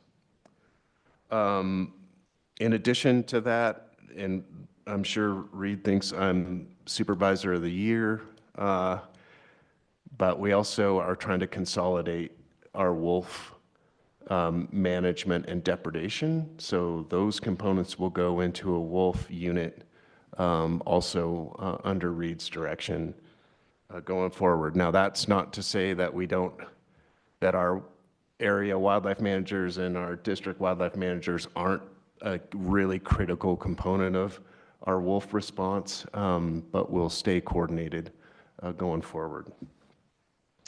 Also, we're going to keep policy and planning, so we're moving research out of there, but we're keeping policy and planning as a branch. Katie's heard me say this, she's our acting assistant director, but that policy and planning piece really plays a very prominent role in looking forward and figuring out, one, how we support you all effectively, but also the General Assembly work, as well as our internal planning and policy work, like big game season structure, for example. Like her team is so critical to governance and the stability of CPW. And that branch will also, we're moving resource stewardship program into that, and that's a really critical piece that helps us with things like our park planning and making sure that that natural resource piece is built into our planning efforts. Other changes, we're moving GIS into the information and education branch. That will help us have all of our IT capacity kind of in one space so that they can coordinate, they can back each other up, and that we can maximize that GIS capacity. We will, I believe we'll be flying the 2 assistant director positions. So there's the policy and planning assistant director position and the new outdoor rec and lands assistant director position soon. I know Heather and I look forward to filling those positions as soon as possible. And I want to thank Katie too for, she's probably going to be in this for almost a full year, if not a little bit more. And so Katie, thank you for your leadership and standing in and making sure that that group keeps moving forward. Timing of all this, some will be sooner than later. You heard me just say that we're going to be filling the 2 branch assistant director positions shortly. Really, we're having our executive management team members work with one another and their staff to make sure that the transition is respectful of the staff that are being impacted, is kind of aligned with how our budget is set up too, because we don't want Justin, you never make your CFO mad. you try not to anyway. And so we don't want to like have things fall through the cracks, and have a good transition plan to make sure that moving forward, July 1, going forward, we have that stability and budget and approvals, et cetera, going forward. Sorry, I'm long-winded here. There's just a thing or two we've been working on. So you all know that we did in 2023 an employee culture survey, right? And we've been doing a ton of work since then. I'll say kind of behind the scenes, but one of the first big things is that Heather and I, along with Kelly, went around the state and had listening sessions. The key there is like you get data, that's super cool. In my experience, sometimes you get the data and then the people that manage those folks just say, oh, well, the data means this, and so we should try these things. It was really important to us as an executive management team that we actually went around the state and listened, like, what were you thinking about this particular thing, and what do you think a potential solution is? And we packaged all of that information up, and one of the very bright spots in all of that was Katie's branch and Emma in particular, thinking about how do we get our employees more engaged with decision-making and some of the solutions to the challenges that they see with our culture. So we're in the process of creating an employee culture committee. So they'll be coming together, and Emma's going to be kind of co-leading, I guess, this first year with Daryl Hammond, who's our contractor consultant on the employee engagement survey. And we have, I think it went out already. I think I sent it maybe yesterday. Kind of an open application process for employees to submit their interest in that committee. And that committee will be talking about all of the stuff in the survey and bringing forward recommendations to the executive management team. I'm hoping sitting with the executive management team and having the dialogue about why these and how'd you come up with them and how much benefit do you think those will be, and really starting that process of our executive management team being engaged with that group of folks so that we can implement their recommendations going forward. So much appreciation, Emma. Big game season structure. I should know that one by now. So lots of progress there. We sent out a sample survey, 6,000 Colorado elk hunters, that was sent to 75% resident, 25% non-resident, really trying to understand, and you've heard it for several meetings, the over-the-counter tag piece, the resident, non-resident, crowding on public lands, et cetera. So we're in the process of looking at those survey results, and I just publicly want to encourage hunters, like, you can provide your feedback to us and the commission through the Engage CPW website. In March, we'll be bringing the alternatives to you all for a conversation, and this is part of a 3-step approval process. So that translates in my mind to like June, you all would be having that final decision made. I'm almost done, I promise. The draw process working group is meeting January 31st. They're going to focus on the primary draw initially, and then they'll have a second work session in February. And we're trying to confirm a time with you all to sit for a workshop based on the results of those first 2 sessions. So we're working on that. And all of those are available for viewing by the public on our CPW YouTube channel. And once again, like, we don't want this contained to just the people that have access or are invited or whatever to a workshop. We want to make sure that everyone in the public has an opportunity to provide us feedback their perspectives. So you can do that through the Engage CPW. Also, we've been working on non-toxic ammunition. As you likely remember, we had a bill, I think, last session, and we've had staff just working and working and working. This one has not been easy. It was kind of a, hey, do great things with no resources. And doing great things meant that we were working with some really great NGOs that have been focused on this issue across the country. So we have updated our hunting brochure to, after working with those NGOs as well as public health. So we have language in our hunting brochure now that kind of speaks to the potential effects on wildlife, but also human health, and makes recommendations on how you can avoid both of those. Again, this is voluntary stuff. This is not regulatory. We're just trying to encourage folks that are interested to try non-toxic ammo.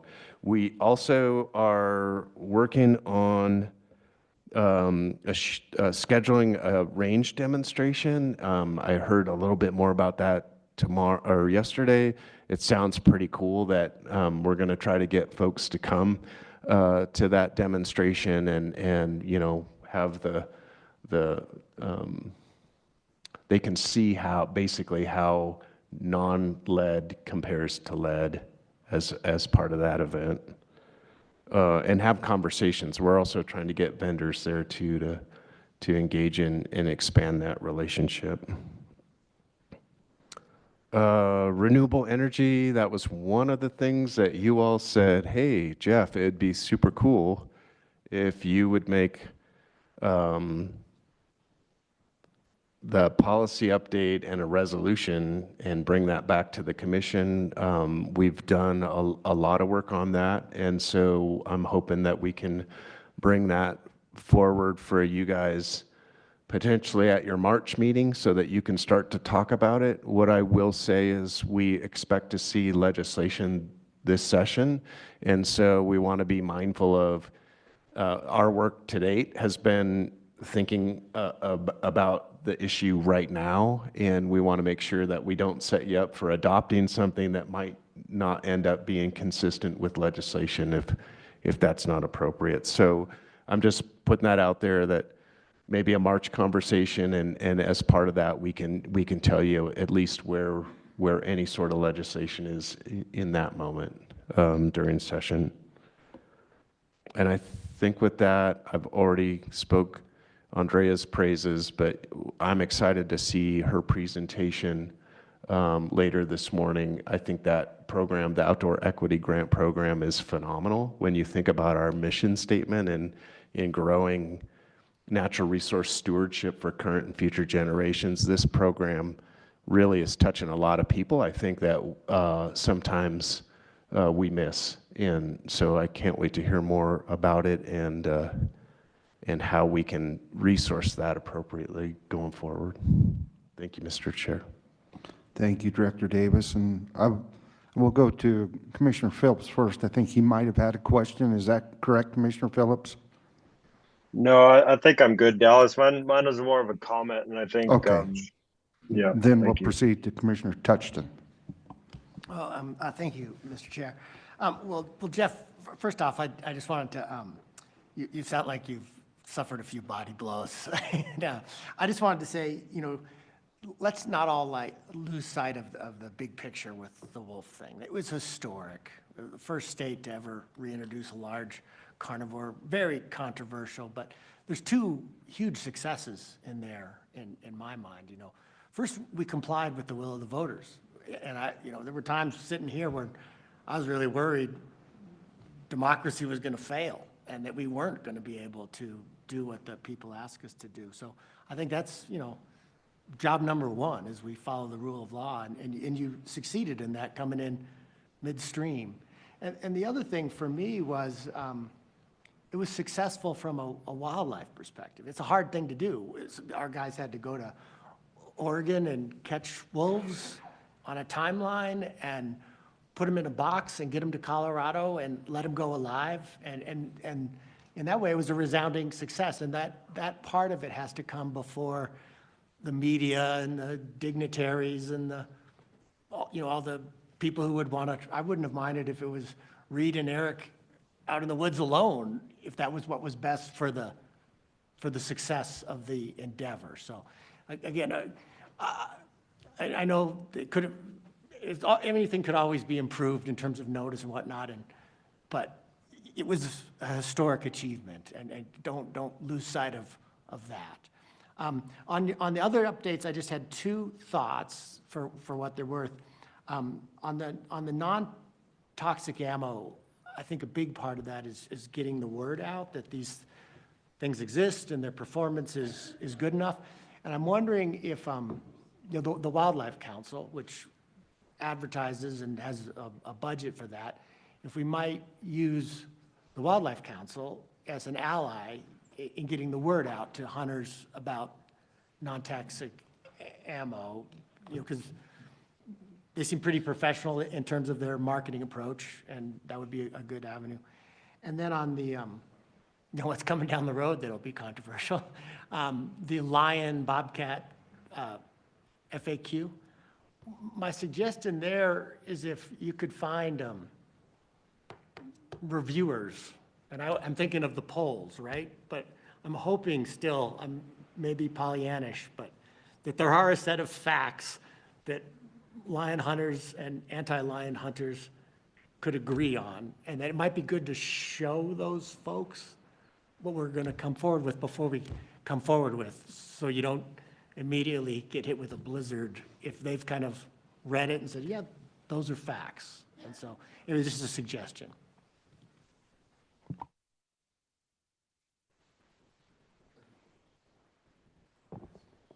Yeah, thanks, Mr. Chair. And thanks, Commissioner Touchton, for those comments. I think we're all still trying to sort through the wolf thing and what it means to us and how we move forward successfully together as a whole public. On the FAQ, I hear what you're saying, and from my perspective, I think that's part of the public debate. And what I would be afraid of is, my dueling scientists, that's going to happen anyway, and that's the strength of science. And I think that could draw some skepticism from the public potentially of, okay, you all went behind a curtain and you drafted something, so what's real and what do you agree with and what do you not, and who won, who didn't win. And so from my perspective, we have some of the best researchers in the world and some of the best managers. And you'll hear from Mark tomorrow for sure. So my approach really is, let's get the darn thing out in the public, and then we can have those conversations. And then if things need to change, then things need to change. But I'm not sure we can avoid you're reading that a different way, you're reading it the wrong way. That's going to happen, and I'm less convinced that that's about the facts. I'm more convinced that really we're kind of in a values conversation around the management, how those critters should be managed. So I just hesitate to do that. You good, Commissioner Touchton? Okay, Commissioner Skiba. Thank you, Chairman. I first wanted to reflect and echo some of the things that Commissioner Touchton said about the way the agency operates. And no question, there were some things that happened with the wolf releases that weren't perfect, and I think we all recognize that, and that's not a criticism, just a reality. And you've mentioned a couple of times, Director Davis, that and I think maybe Chair May mentioned it, that the agency always does a good job. We really do as an agency, and I deeply appreciate that. And the idea that in some way there was disrespect shown for rural communities or for the ag community, I look around this room and I see people here that I worked with for years, and I know their hearts. I can see Mark Leslie and Reed DeWalt and Corey Chick. And the back wall, we've got Andy Holland and Jamin Grigg, and people that have worked in the field and worked with the rural and ag communities, and they respect them deeply. And I really sort of push back a little bit on the idea that there was a lack of respect there. So I want to say that. And then lastly, I guess, this is sort of maybe even considered inappropriate in this setting, but we all have our spiritual journeys we go on. And for me, one of the things that I work on is forgiveness.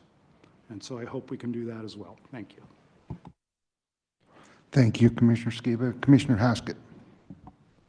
Thank you, Chairman May. I just want to comment on the fact sheet.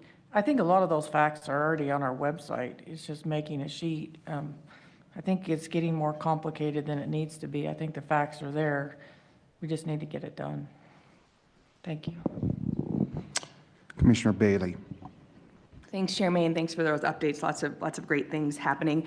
I guess maybe with the rearrangement of the executive management team, will the commission get anything sort of outlining what that shift is? And that's just making sure that I am reaching out to the right person on EMT. And I always know I can bug you or bug Mark or bug Brian, who are usually people I bug. But if possible, right, it might be good to see that restructuring so that we, as a commission, know who we should be communicating with. With respect to the wolf, I agree. It's historic, and I applaud all the work done by the agency and the partners to make it happen. I do think there's a lot of evidence from conservation, social science, human dimensions of conservation that does point to the importance of communication and transparency and engagement with the most impacted communities. So I do think it is important to engage in that in as much as we can. And so looking forward, I guess I would ask when we as a commission and the public might expect to see any updates in terms of what communication might look like in the future, what communication might look like, in however many months when there's another reintroduction. So, and also I know there's already things happening. I've seen on the website, you can report a wolf sighting. And so just wondering when some of the more, the updates on what that transparency will look like will come to the commission and the general public. Thank you, Commissioner Bailey. Any other comments or questions for Director Davis? Seeing none, we will conclude this item. I think we'll move in now to agenda item number 9, which is our financial update with Justin Rudder. Welcome, Justin.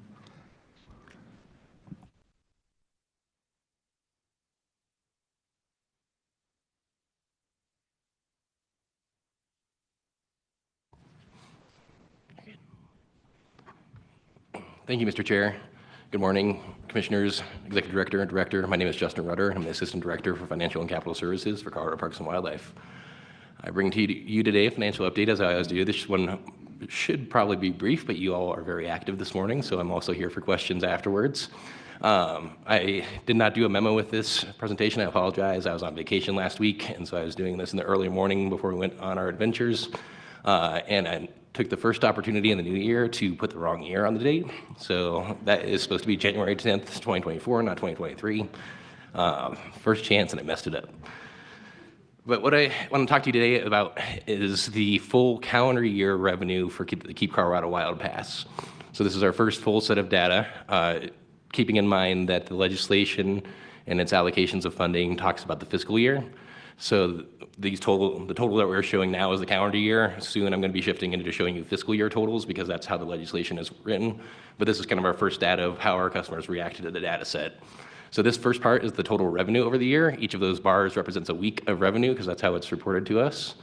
You can see at the top, our total revenue was $41,088,650, which is fantastic. We were projecting over a full fiscal year, $36 million or more. And if the fiscal year follows the pattern of the calendar year, we will hopefully meet and exceed that goal, providing that kind of spillover funding to both Parks Cash and Wildlife Cash. I think normally my numbers are small and hard to read, and that makes it more difficult. I think in this case, it actually adds to the effect because it gives you you're able to stand back and see kind of the shape of the data. In this case, with some outliers, if you take out, in your mind, if you take out the low bars and the high bars and kind of just draw a line through it, I should have thrown just a regression line on it so you could see it directly, but doing it with your mind, you can see that over the year, we did see kind of a decline in participation. Starting off the year, I think within the first few weeks, we got to about a 30% opt-in rate. That held through the kind of mid-year, and then as we got into the later months of the year where I had expected to see a bit of a bump because there was a number of registrations in those months, it did not hold, and so we ended up at, I think, 28 point something opt-in rate, so it kind of fell off through the year.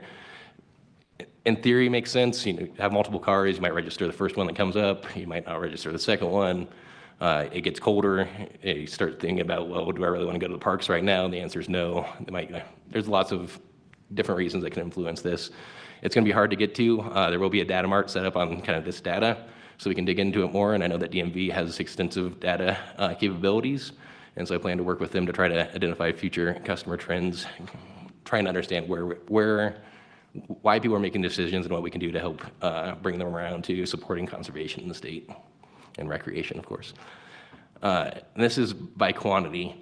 So this is the number sold. You see a kind of that extra large spike in June was when a correction was made for how we were handling non-fee passes. So vehicles, like government vehicles that are automatically renewed non-fee, we made the decision that they should have the pass, but it wasn't being reflected accurately in the data. So that kind of big spike there is a correction.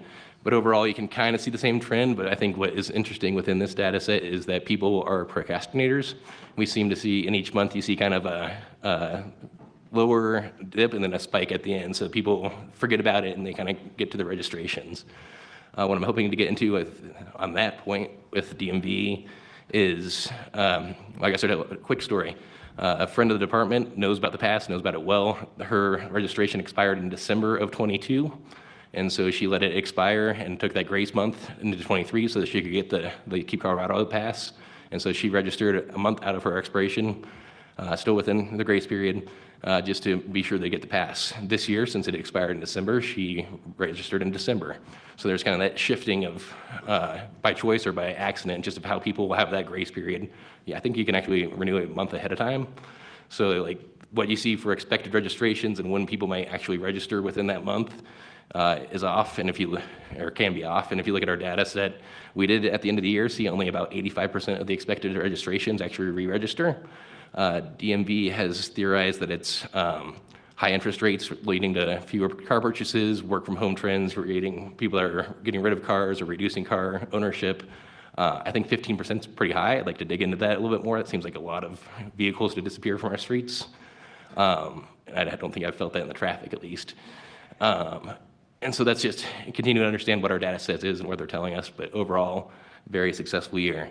On the visitation front, the park managers do self-report through an internal database on what their visitation is each month. So we have not hit their deadline for when they're supposed to be updated for December, but most of them are in. Looking at the data, we had about 18.1 million visitation last year. This year we have about 18.1 million again, with a few parks still not reporting. So the visitation did not take that huge 20 to 30% increase that was forecast by the survey. Lots of events could always affect that. My theory at the time of the survey is that when you ask me how many times I'm going to go to the gym this week, I'll say 5. And how many times I actually make it to the gym, maybe less than that. So I think there might have been some virtue signaling on how much people would get outdoors. And with that, I'd be happy to take any questions. Thank you, Justin. Any commissioners? Commissioner Touchton. Thank you, Mr. Chair. Justin, just the total, instead of, I understand the up and downs. You said there was spillover to both Parks and Wildlife cash, and I can't remember all the various little waterfalls that come down, but did the State Wildlife Action Plan, will it receive some funding if this continues the way it's going? Yeah, thank you for the question. So there was no spillover this year because we're working on a fiscal year for that spillover. So that was just projected to. If that it was for a fiscal year, that would have been $32.5 million to state park operations, $1 million to Colorado Avalanche Information Center, $2.5 million to Backcountry Search and Rescue, and then the spillover does split in half. And the intention of those funds was to, develop more parks, develop better amenities for Parkside, and then to provide funding for implementation of the State Wildlife Action Plan on the wildlife side. the money is appropriated by the General Assembly. So we're in an awkward place where we're earning the money, we're learning about the data, making sure our revenue stream's steady. We will be discussing as an EMT this spring about what we're going to bring forward to the General Assembly next fall for spending authority. Meanwhile, others are not as cautious as us, and there have been, numerous attempts last session to spend our money in various ways, and I'm sure there will be more this session. But yes, we have plans to spend our money, and if the spillover occurs in the fiscal year as we expect, that money is intended to go to state wildlife action plan activities. Thank you, Justin. Commissioner Haskett. Thank you, Chairman May. Justin, I just have a question of, do you have anything that shows how the revenue before this came in or what the differences are?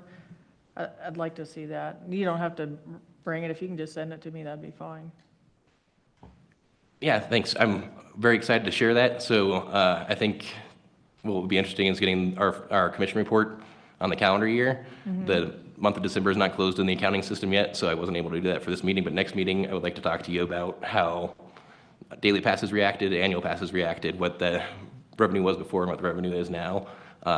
Keep Colorado Wild is a resounding success, for sure. Okay, great. That's good to hear. Thank you. Commissioner Beaulieu. Thank you, Chair May.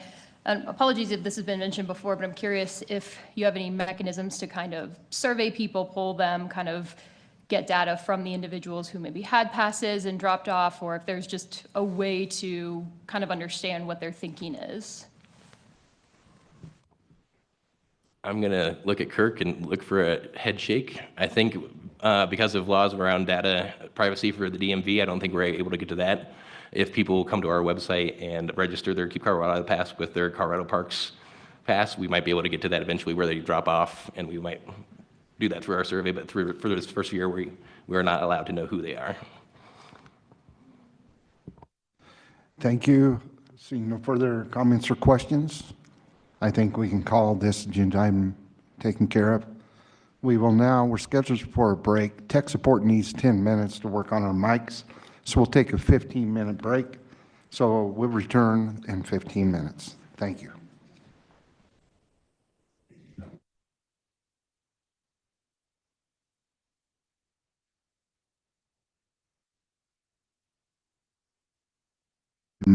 Taken care of. We're scheduled for a break. Tech support needs 10 minutes to work on our mics, so we'll take a 15-minute break. So we'll return.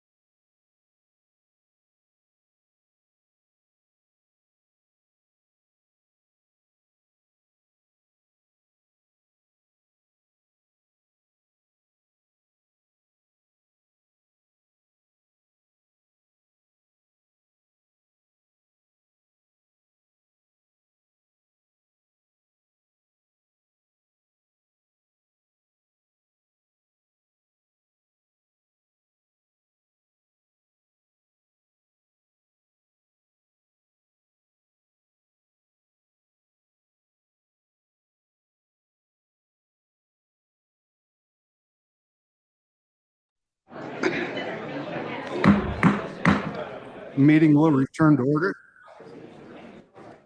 I'd ask everybody to please take a seat. We'll begin agenda item number 10 with Hillary's presentation. It's all yours, Hillary. Good morning, Chair, May, Commission, Directors. I'm Hillary Hernandez, the Regulations Manager for Colorado Parks and Wildlife. We're on agenda item number 10, covering final regulations for Chapter W0, General Provisions, Chapter W2, Big Game, and Chapter W3, Fur Bears and Small Game except Migratory Birds.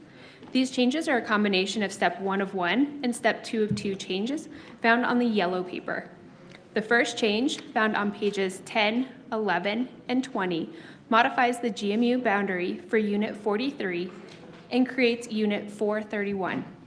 You will also see changes to W3 and W2 to include GMU 431 for specific hunt codes that previously allowed hunting as part of GMU 43.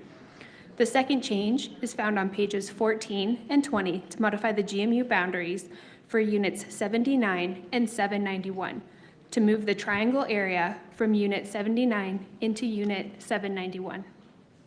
The last change is the Step 1 of 1 change found on pages 5, 23, and 31 to revise Mount Evans to Mount Blue Sky after the name was changed by the U.S. Board on Geographic Names.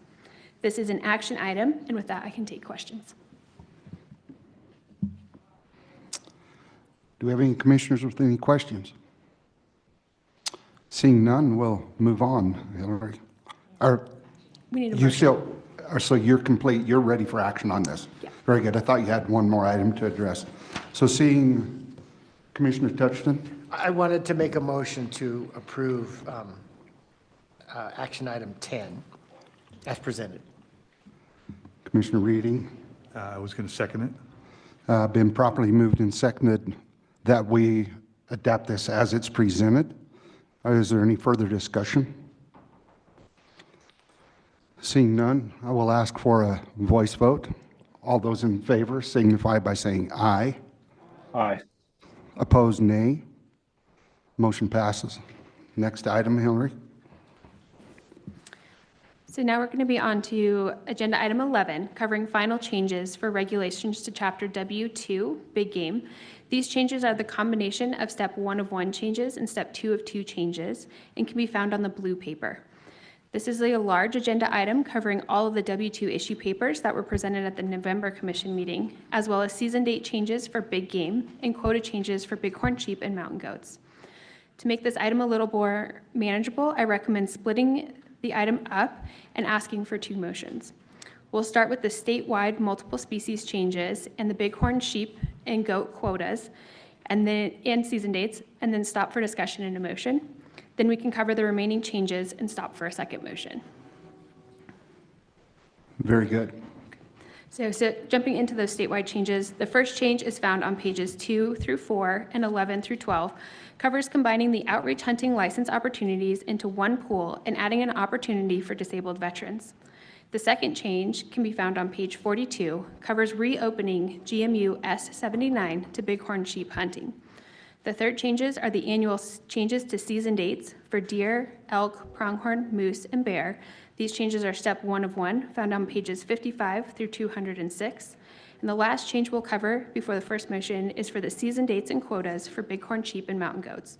These changes can be found on pages 30 through 51 and in the second attachment for bighorn sheep and mountain goat data. For more information on these changes, I'll turn it over to Andy Holland, our Big Game Manager.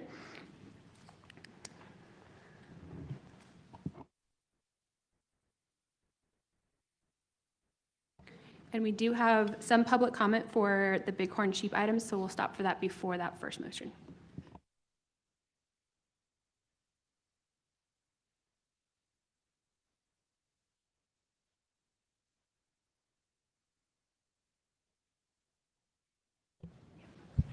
Thank you, Hillary. Good morning, Commissioners, Chair May, Director Davis, Executive Director Gibbs. I'm Andy Holland, the CPW Big Game Manager, and it's my pleasure to present our staff recommendations for bighorn sheep and mountain goat licenses. And also, this is my opportunity to give you my annual state of the herds update, so you can see how everything's going.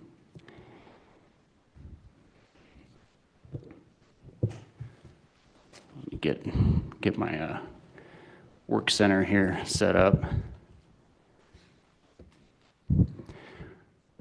We're providing license recommendations at 3 scales. The first of which is my presentation, which is more of a verbal summary, keeps me out of the weeds and numbers, which I have a proclivity to dive into. The second scale are the tables, which are the Chapter 11 tables in the mailing, and those tables are more detail at the herd and GMU level, and they're color-coded, so if a herd is increasing and the licenses are increasing, they're highlighted in green. If the population estimate is declining and license numbers are recommended to decline, they're highlighted in yellow. Those tables contain the biological information that we use to support these license recommendations, such as population size and harvest rate. Those tables will also be posted online prior to the Bighorn sheep and mountain goat application deadline, so that hunters can make informed choices on where to apply and check in on their favorite herds at least once a year. The finest resolution of the 3 scales that we're presenting license recommendations are the Chapter 2 individual hunt code quotas, and those are our action item for the day. I won't be going into that level of detail unless it's necessary. So I want to emphasize that big game hunting is highly regulated in Colorado, and these 2 species demonstrate the most effort per license and thought and conversation. They're not taken lightly. There's a lot of discussion, and we'll talk about any data that we need to talk about at some point in the conversation. Significant amount of funding and energy for conservation and management of these species comes from hunters themselves, outfitters, conservation organizations such as Rocky Mountain Bighorn Society, Wild Sheep Foundation. They're really kind of the drivers of a lot of the underlying passion for what we do with sheep management. And consequently, there's a lot of demand for these licenses from hunters. Hunting is critical to manage these populations within the capability of the habitat, and hunting also helps prevent disease-related die-offs. Finally, with hunting, all of these licenses have a mandatory check requirement, and from those mandatory checks, whether it's successful or unsuccessful, we learn information about the age of harvest, we collect genetic samples, disease samples, and we get animal observations from hunters and outfitters. So with that, I'll start my presentation with the state animal, the Rocky Mountain Bighorn sheep, and I promise it'll go faster from here. We're recommending a reduction of 10 licenses for 2024. That takes us from a statewide total of 331 to 321. We're recommending a reduction in ram and either sex licenses of 4, which takes us to 235, and a reduction of 6 U licenses, which takes us to 86.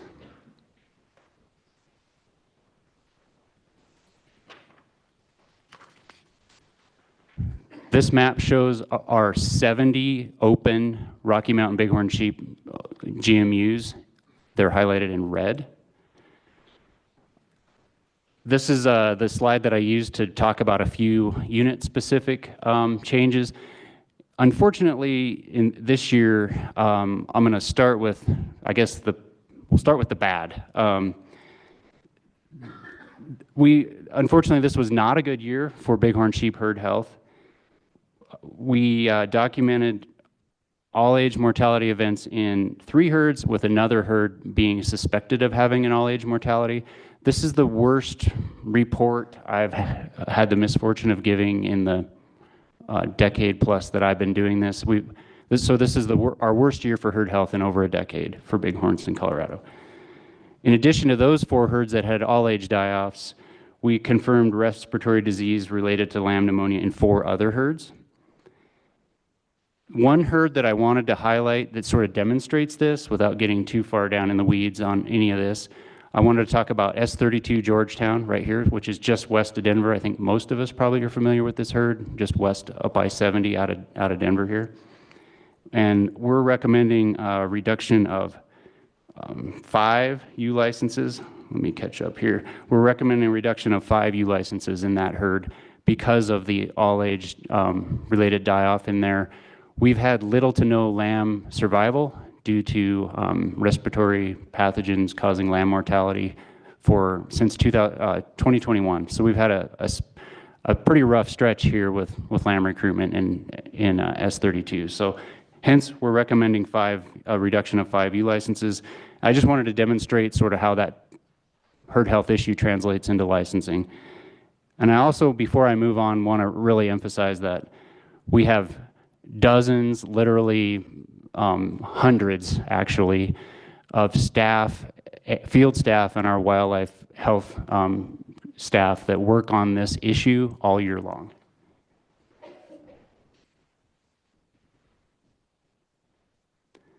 This figure shows our Rocky Mountain bighorn population estimates from 1953 when we reopened bighorn sheep hunting in Colorado until present. Again, based on what I previously said, 2023 marks the end of our statewide population increase that we were experiencing over the last few years. The current estimate is 7,000, down from 7,500. 7,500 is our contemporary peak that we've hit twice, both in 2021, 2022, and 2001. So we've sort of hit that and then experienced, that's sort of the ceiling at this point, what it appears to be for the last 25 years. I don't want to sound too doom and gloom. I don't want to instill panic or anything. If you take a step back and look at this figure, you can see that we've been around 7,000 sheep for about 25 years. So there's some inherent noise in any population management.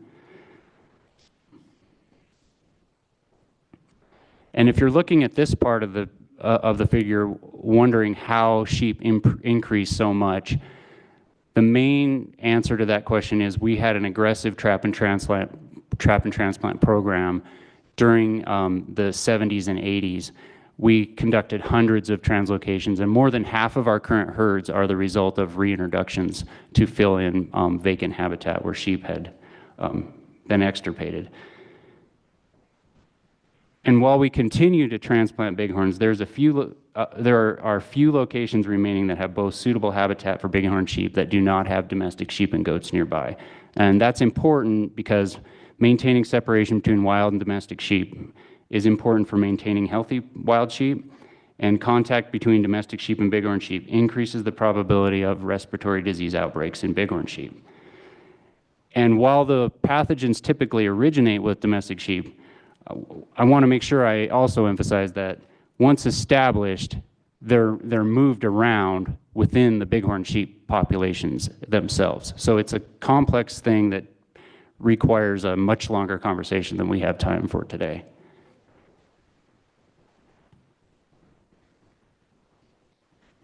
All right. Okay, with that, I'm going to move on to desert sheep. We're recommending the same RAM license numbers as last year, of 15 RAM licenses. Again, back to this map, you can see these 4 blue game management units in the western and southwestern portion of the state. Those are our 4 desert sheep game management units.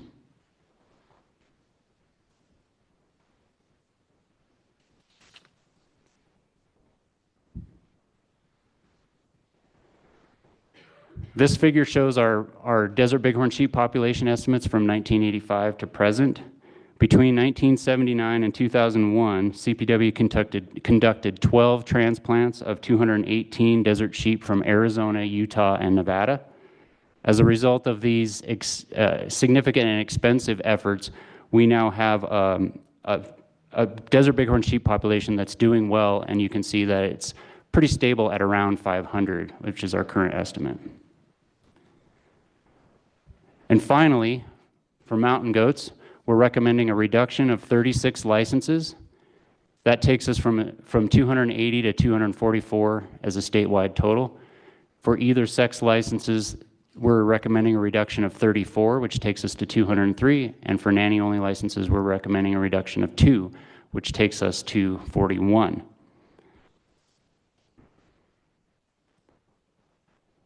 This figure shows the 16 game management units open for mountain goat hunting. I do want to highlight one unit on this slide that has significant license changes. That's G12 Maroon Bells right here over by Aspen. That herd, we're recommending a reduction of licenses from 80 to 40, so essentially cutting them in half.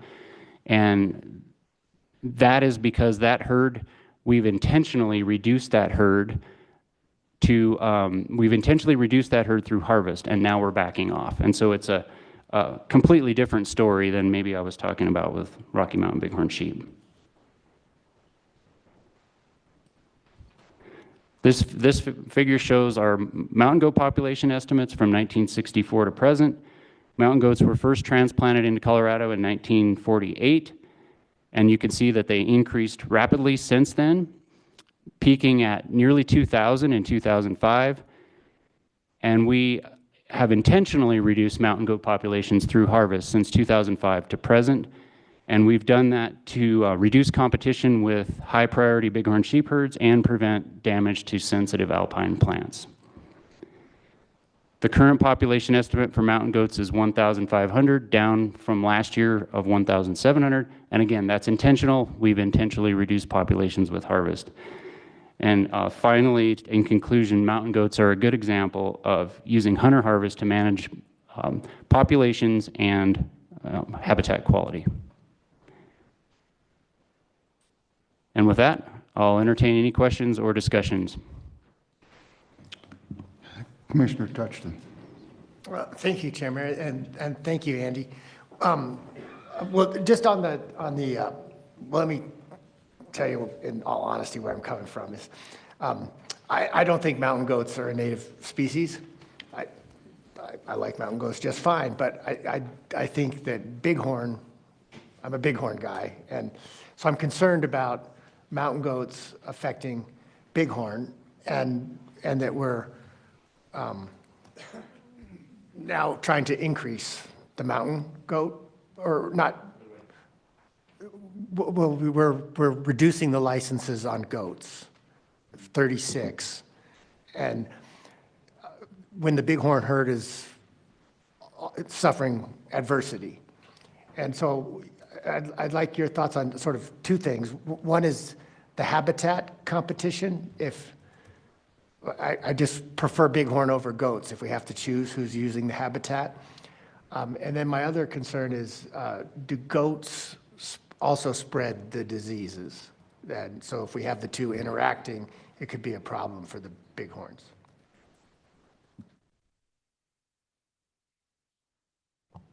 I'll take the second one first. Some of the pathogens that are of concern are also,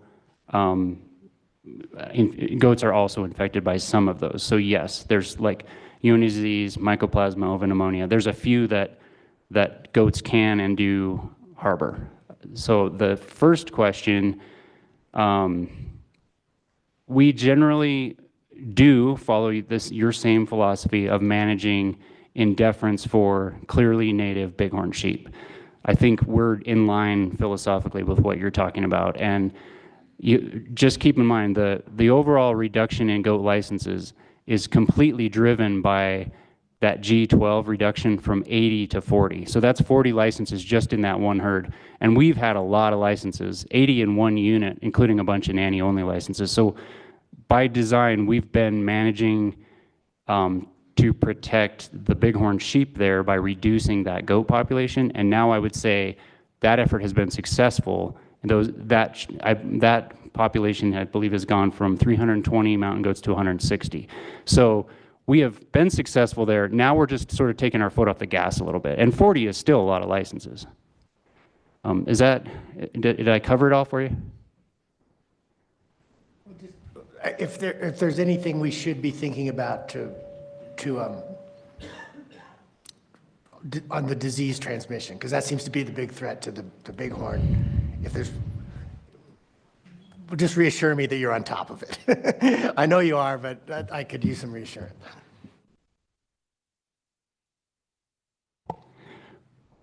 We are putting a lot of effort on this front. On top of it is a bold statement. It's a very complex topic. We are doing everything we can from a field data collection like GPS collars, inventory, public observations through hunters and others, and also working with our partners on land use commenting and things like that. We've got multiple fronts that we're working on.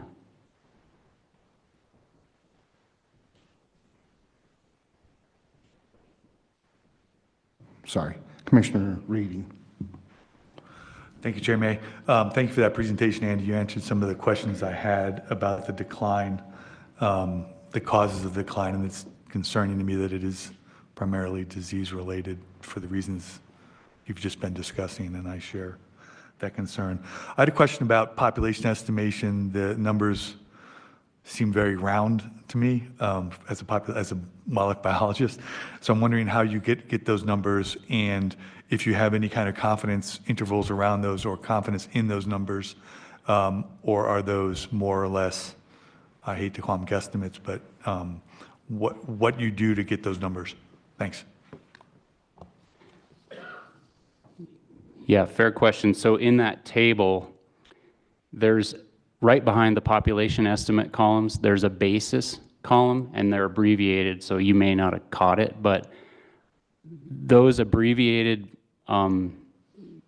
those columns show the abbreviated method or the basis for that population estimate. And so I would say it runs the full gamut of the range that you just outlined, from very confident to much less confident. So aerial AC is aerial. That means we just did an aerial inventory that year, which is a pretty higher level of confidence. Some of these herds, we have a fair number of GPS colored animals and population models. Georgetown is one of those herds that has an actual population model. And then they run down into mark resite, which would be very high level of confidence using GPS colored animals and resite efforts. And then down into the less confident mode would be general agency observations. That might be things like coordinated ground counts, or actually, sorry, that's CGC's, a coordinated ground count, but we do that in many of our herds. So Georgetown is a good example. We do annual coordinated ground counts there, and we've done that. Somebody might have to throw me a bone and tell me when we started it, but it's one of our longer running counts. And we do that in a number of herds. The basis underlying this is we can't afford to fly all these sheep units and goat units every year, nor can we afford or have the staff capacity to put GPS collars on a good portion of those sheep and goats. So we do rely on prioritizing like our flight budgets, and you can see there's kind of a rotating schedule. Hopefully they get flown once every few years. But then, like I started out with, we rely a lot on hunters and outfitters and scouting associated with these hunting licenses. And on our mandatory check forms, we ask the hunters what they saw and what the herd composition breakdown was. So I think does that answer your question for the full range of data that we collect?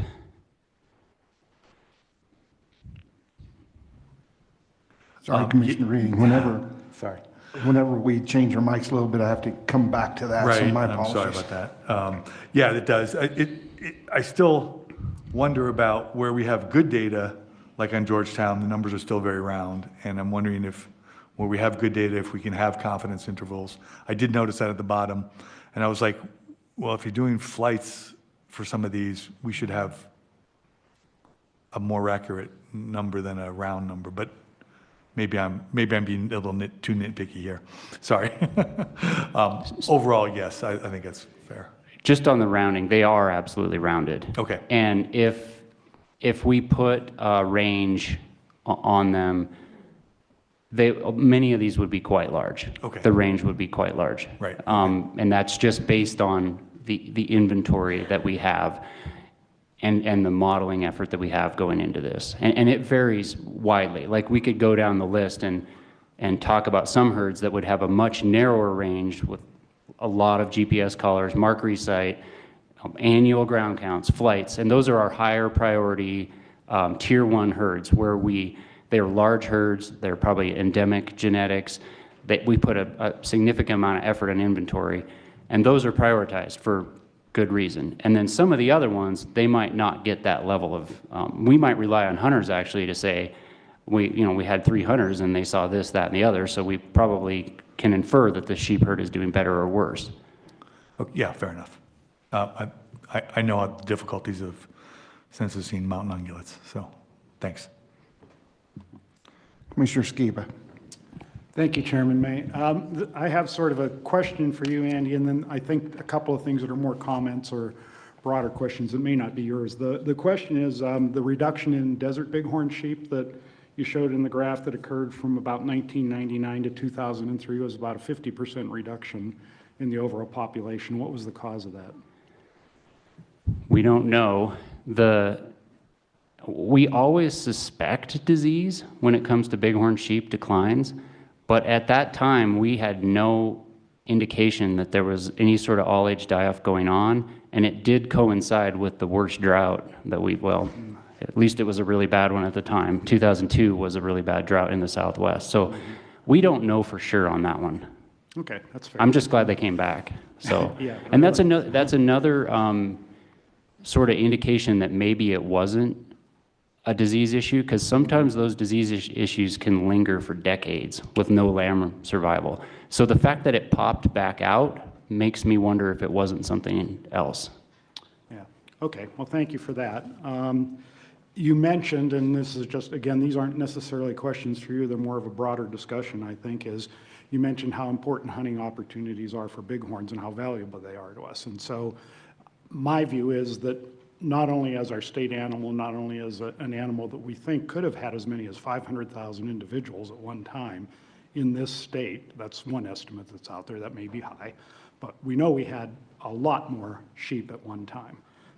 So any way that we can increase those herds, both for hunting opportunities and just as our state animal, I think we need to take a really hard look at it. And as you mentioned, separation from domestic sheep is the one thing we know we need to do if we can. And I've been advocating and actually spoke to this body about 3 years ago about the need to do that more aggressively.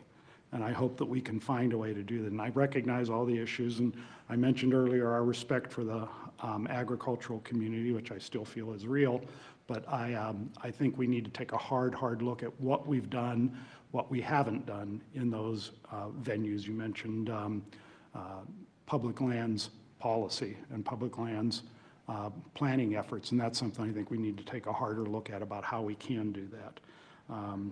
Separation's the key there, and I think we need to be doing a better job of doing everything we can to increase our populations. And again, those aren't questions or comments directly to you, those are more to the rest of the crew here in the directorate. Thank you. Thank you, Commissioner Skiba. Seeing no other comments, I have one question myself. And even though I pretty much know the answer, I wondered, and if you could clarify, such as on Unit S32, where there's been no recruitment for, I think you said 3 years, but we're still issuing 5 U licenses. At what point or what tool to use to decide that it's better to issue those licenses? I understand hunter opportunity, but it might be better to issue 0 licenses and allow natural attrition to take its place in that set of ewes, with the thought that maybe one of those 5 that might be taken might actually recruit young, or one of the older ewes that, I mean, just the potential for recruitment. I just wondered what the mindset is behind issuing some doe licenses when there's such an abject failure in that set. Yeah, that's obviously a challenging question. The fact of the matter is, what you said is true. You may harvest a ewe that would have recruited a lamb. However, there's also quite a bit of value in the information we can gain from those harvests. such as, the disease sampling that we can do from a harvest. And I think there's four archery and 4 rifle U licenses recommended.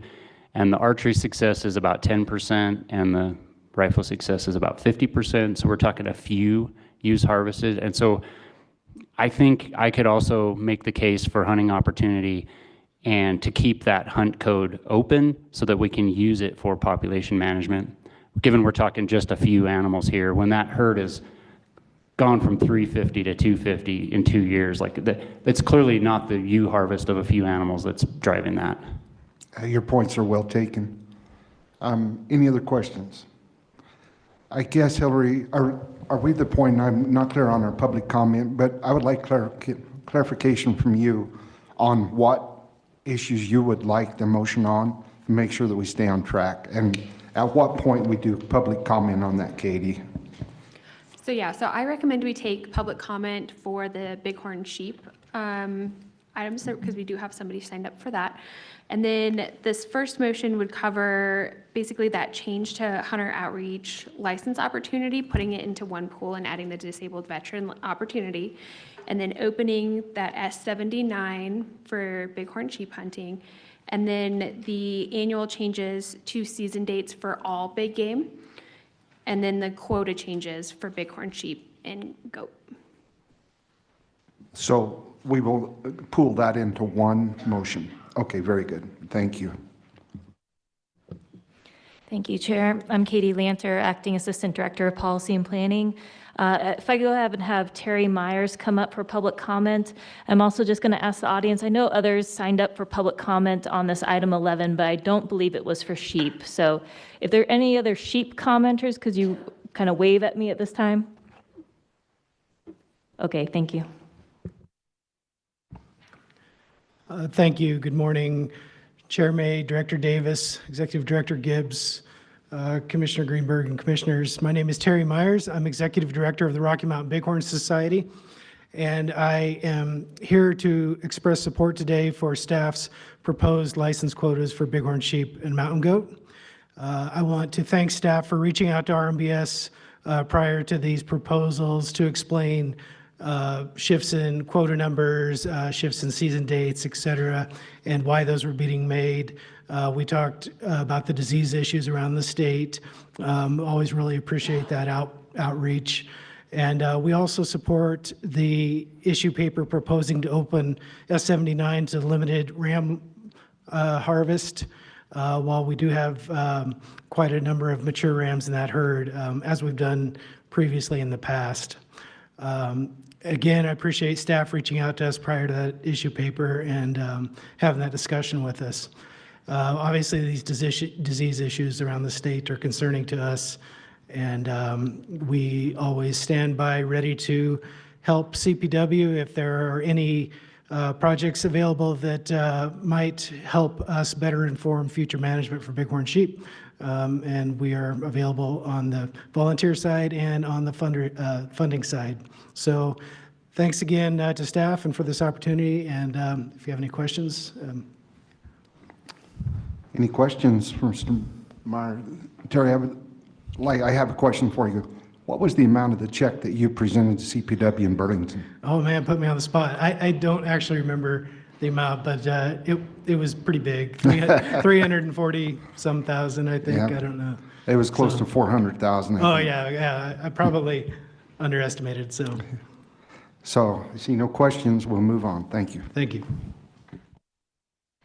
And Chair, so after Andy and Hillary come back up to present the rest, we do have other public commenters for item 11 on the other species.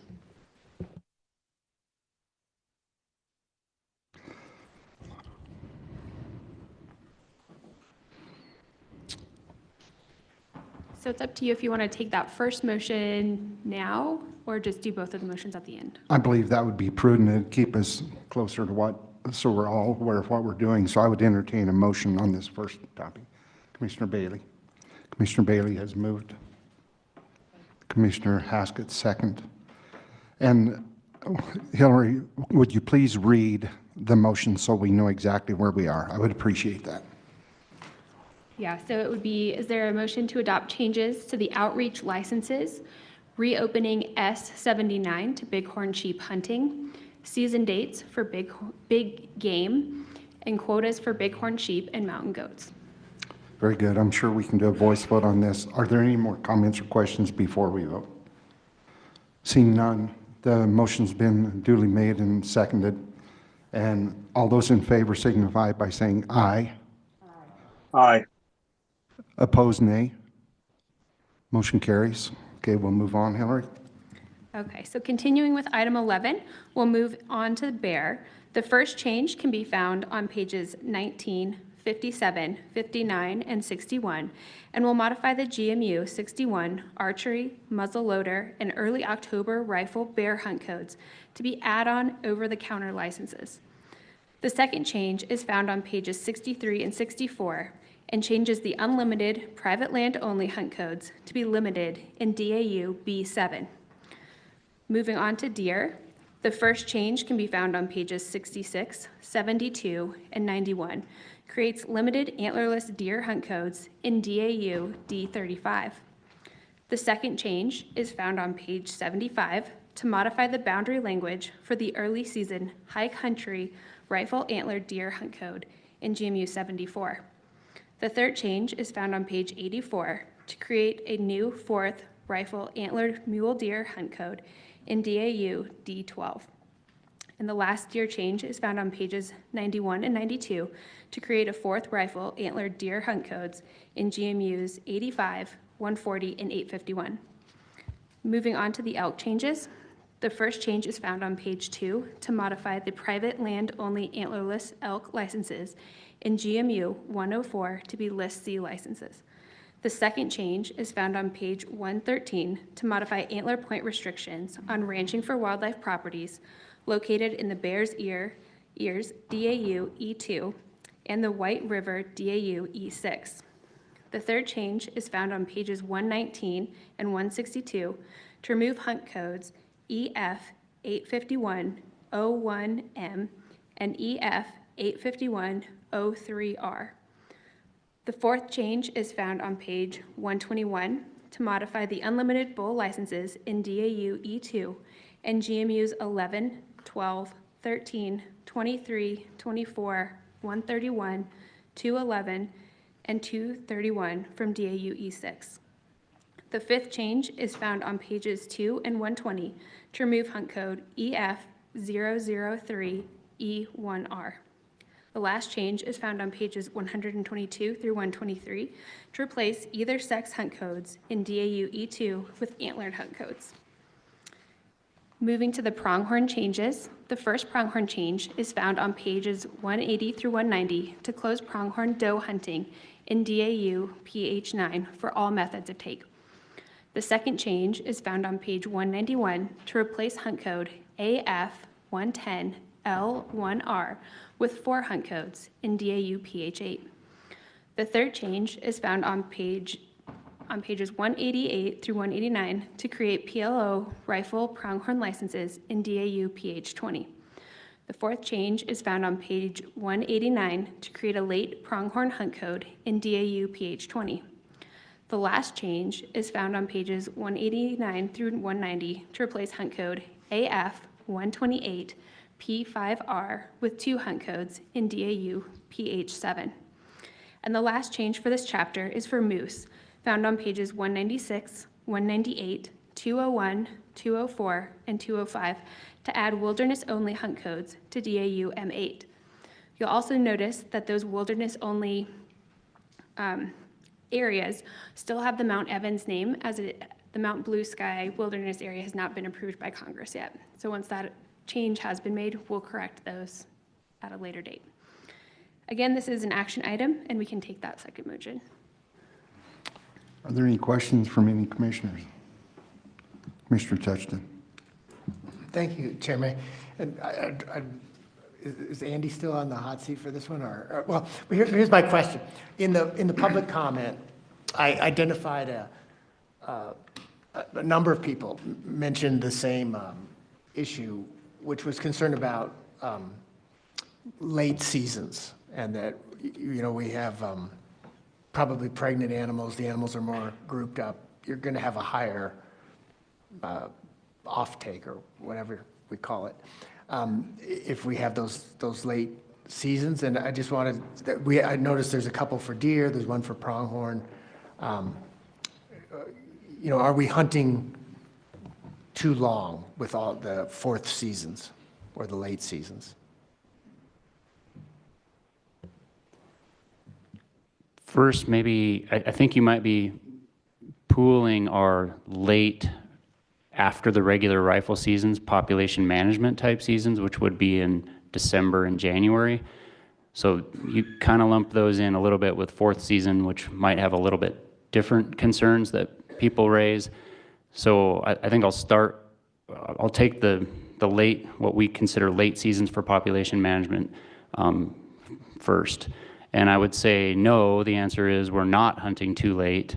Those seasons are specifically designed for population management of harvest of females after the regular rifle seasons in herds that we need to reduce those populations to get to those management objectives and to reduce or prevent game damage. So we might have a season that's a private land only season, for example, that if a landowner has damage issues, they can allow hunters to come in on that private land only hunt to disperse those animals up onto public land. So there's it's both population management and distribution, and we're not hunting those animals too late. We do have a cutoff of February 15th, I believe, beyond which we don't want to hunt those animals because they're heading into the middle of winter, and they do have, the females do have young, or they're pregnant. Does that cover it? Fourth season is a whole nother conversation, so we'll stop there if we've got it covered. Any other questions or comments on this topic? Do we have public comment on this, Katie? Thank you.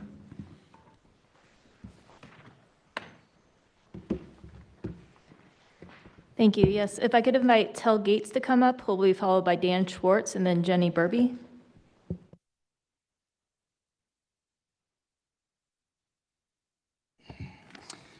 Hello to all CPW commissioners. My name is Tel Gates. Myself, along with my wife, are the owners operators of Rivers Bend Outfitters in Meeker, Colorado. We are public land outfitters in the Northwest region. My concern with this issue paper is it feels like we're putting the cart in front of the horse. Biologists have not flown the landscape to provide true numbers yet. We are asking the public land hunters to spend an extra $90 to apply for tags. The draw is in March. Numbers allocated tags will not come out until May. We understand and want to manage this herd, but we have very little to work with and to plan on. As we start to plan out our next 5-year structure, I would ask you CPW commissioners would consider the following. Allocate a percentage of tags to individual public land outfitters based on that individual outfitter's user days, which is permitted through the Forest Service. This has been done in other states like Alaska, Idaho, New Mexico, and Oregon. I think there's a lack of perspective on what public land outfitters bring to Colorado. We bring thousands of hunters to the state. Let's remember that the big game sales tags spawn 68% of the state CPW salary, for which a lot of the money is spent on marketing to bring these hunters to the state. We pay the Forest Service annually for the usage of the National Forest based on the permitted camps we have and the amount of hunters we take. Last year, just in the Blanco District, public land outfitters paid over $2 million to the Forest Service. Public land outfitters cleared the trails they use with no compensation. This is a big help for the Forest Service, but also to the general public who enjoy hiking, biking, and camping in these areas. The local economy. Our hunters come to Meeker and pay for food, lodging, groceries, gas, and much more. Many of these small towns will not survive without public land hunters. We are stewards of the land and wildlife. Every hunter that comes and hunts with us is regulated by us to be legal, having proper tags for our area, and a proper method of kill. Our hunters leave far less of a footprint on the land. We do more to advocate and enforce ethical hunting practices than any other body in the sportsman's realm. I personally fed over 200 head of elk on my ranch in Meeker last winter. I have released many big game animals from being tangled in fences. Our clients are not cold-blooded killers. It is an adventure and the opportunity to harvest an animal and to feed their families. How do the decisions of the CPW commissioners impact us public land outfitters? I am the second generation outfitter who would love to hand down my business to my 2 young boys. With constant change and predator reintroduction, this is going to be tough. Our financial situation fluctuates year to year with no consistency in the draw, affecting each and every season we take clients. Please give us the opportunity to know what we can rely on year to year with allocating public land outfitters tags. Thank you for your time. Thank you very much. Any questions from the commission? Okay, thank you very much. Next, we'll have Dan Schwartz, followed by Jenny Burby.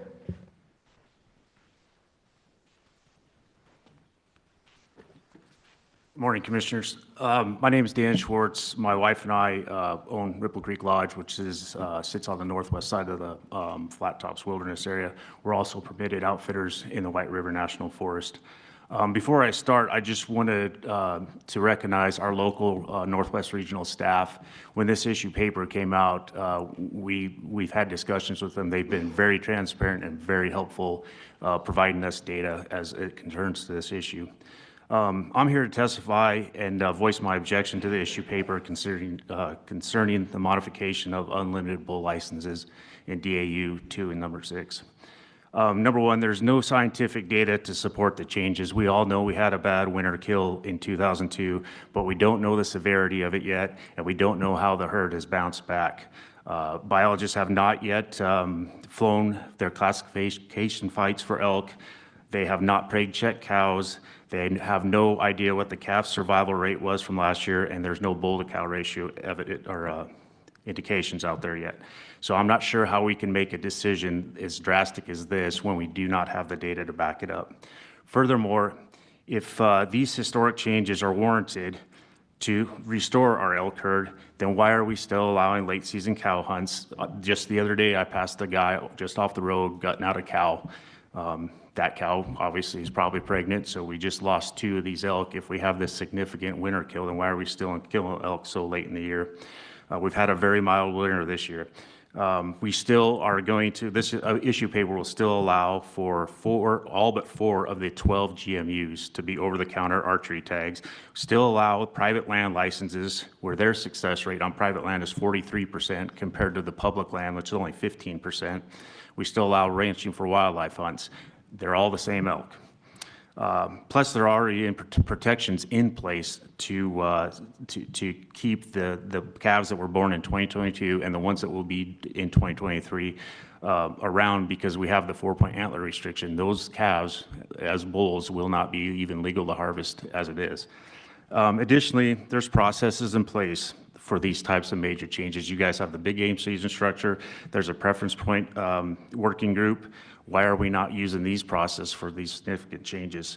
I'm not sure why CPW would circumvent their own procedures and outreach programs to push these regulations. And then I'll just get to my final point. Opportunity. Hunters have been saving preference points for years, but still being able to hunt these over-the-counter units. Asking them to burn preference points on a hunt that averages a 15% success is not realistic.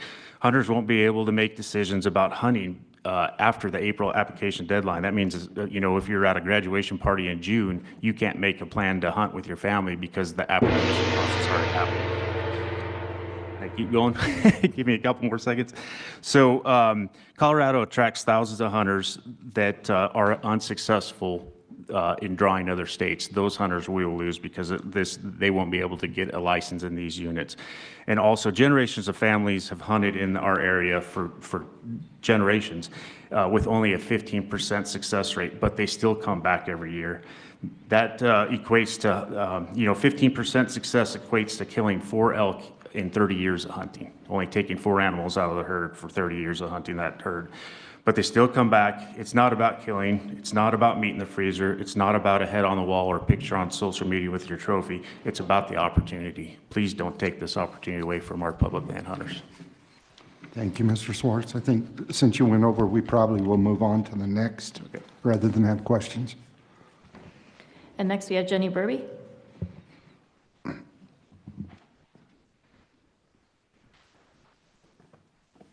The lights are already on. Thank you, directors. Thank you, Chair. Thank you, commissioners. I'm Jenny Burby, the president of the Colorado Outfitters Association. These over-the-counter suggested changes for E2 and E6 have been a challenging thing for our industry.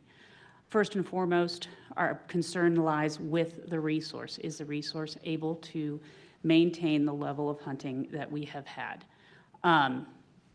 As was stated earlier, we may not know that exactly yet, but we do know that there were problems.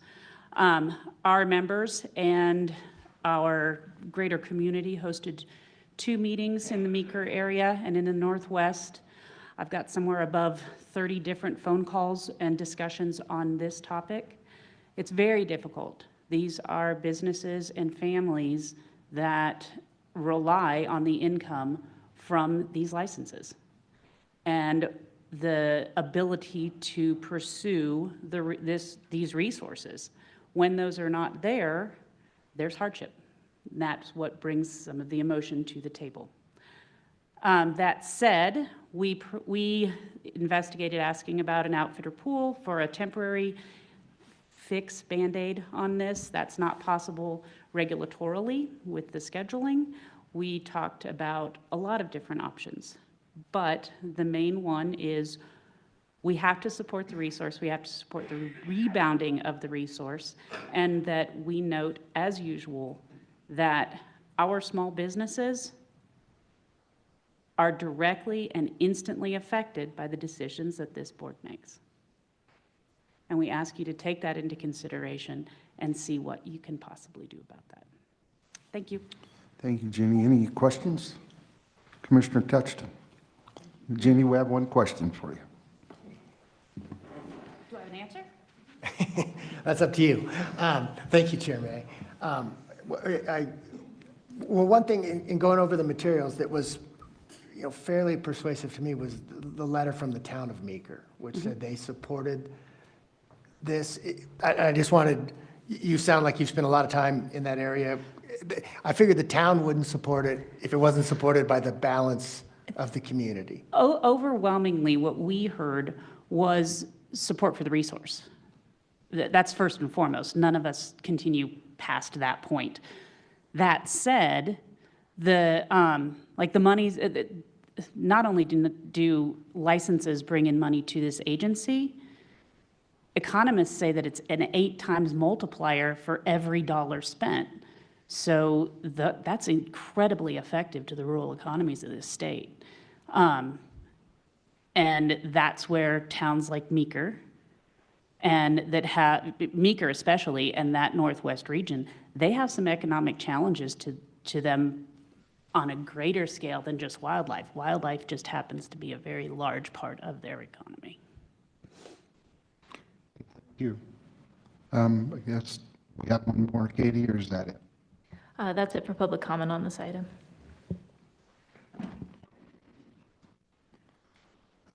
Brian, looked like you have something to tell us. Brian Dreher. Good morning, all. It's good to see you. Chair May, directors, commissioners, Brian Dreher, terrestrial section manager.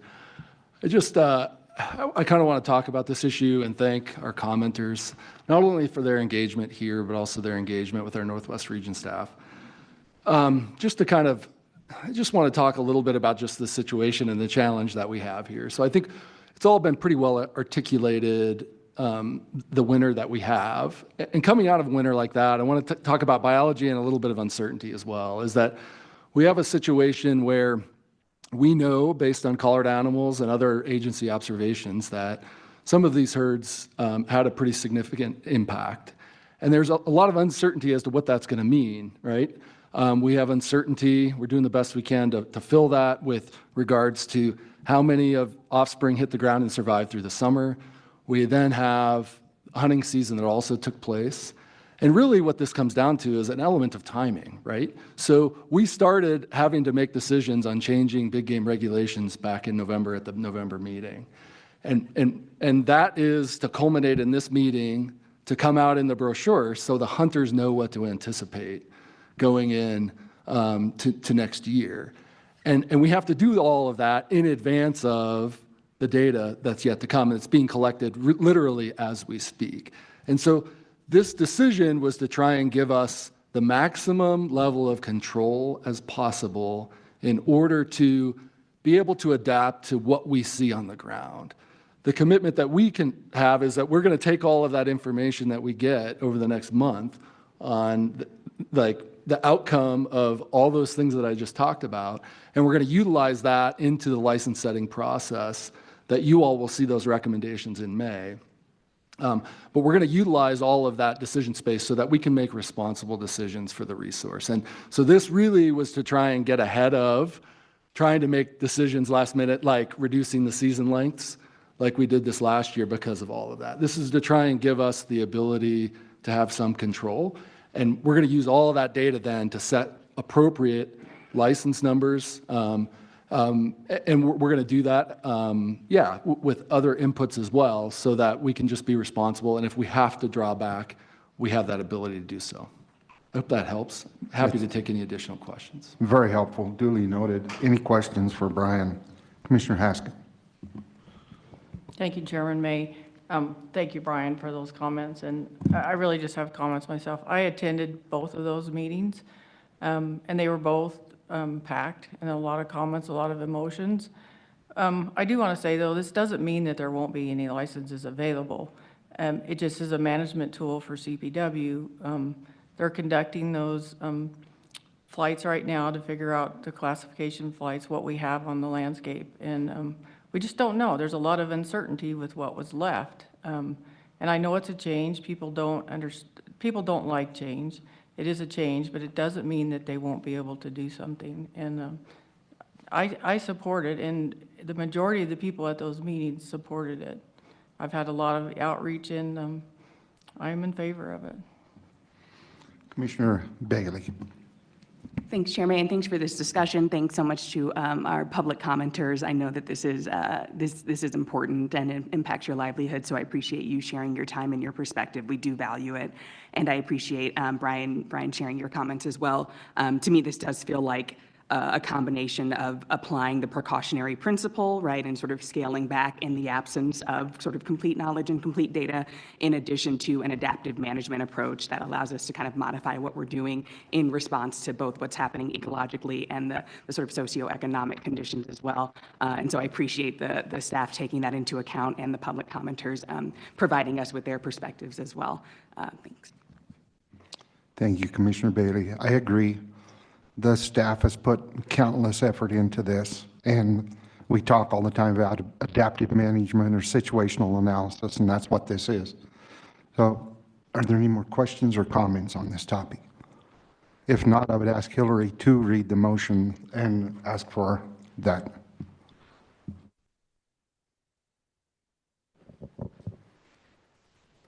So is there a motion to adopt the changes to bear, deer, elk, pronghorn, and moose as proposed by staff? Commissioner Haskett moves. Commissioner Tutchinson seconds. I know we can take a voice vote on this. All those in favor, signify by saying aye. Opposed, nay. Motion passes. Okay, well, that clears that agenda. We will now move into, I think, do we have public comment first, or we're going into 13, Katie?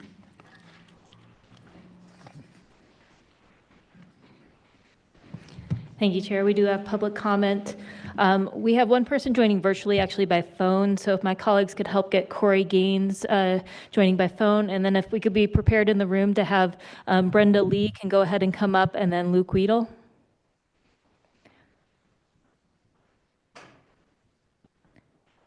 Corey, can you hear us? Hello. Hi, go ahead, Corey.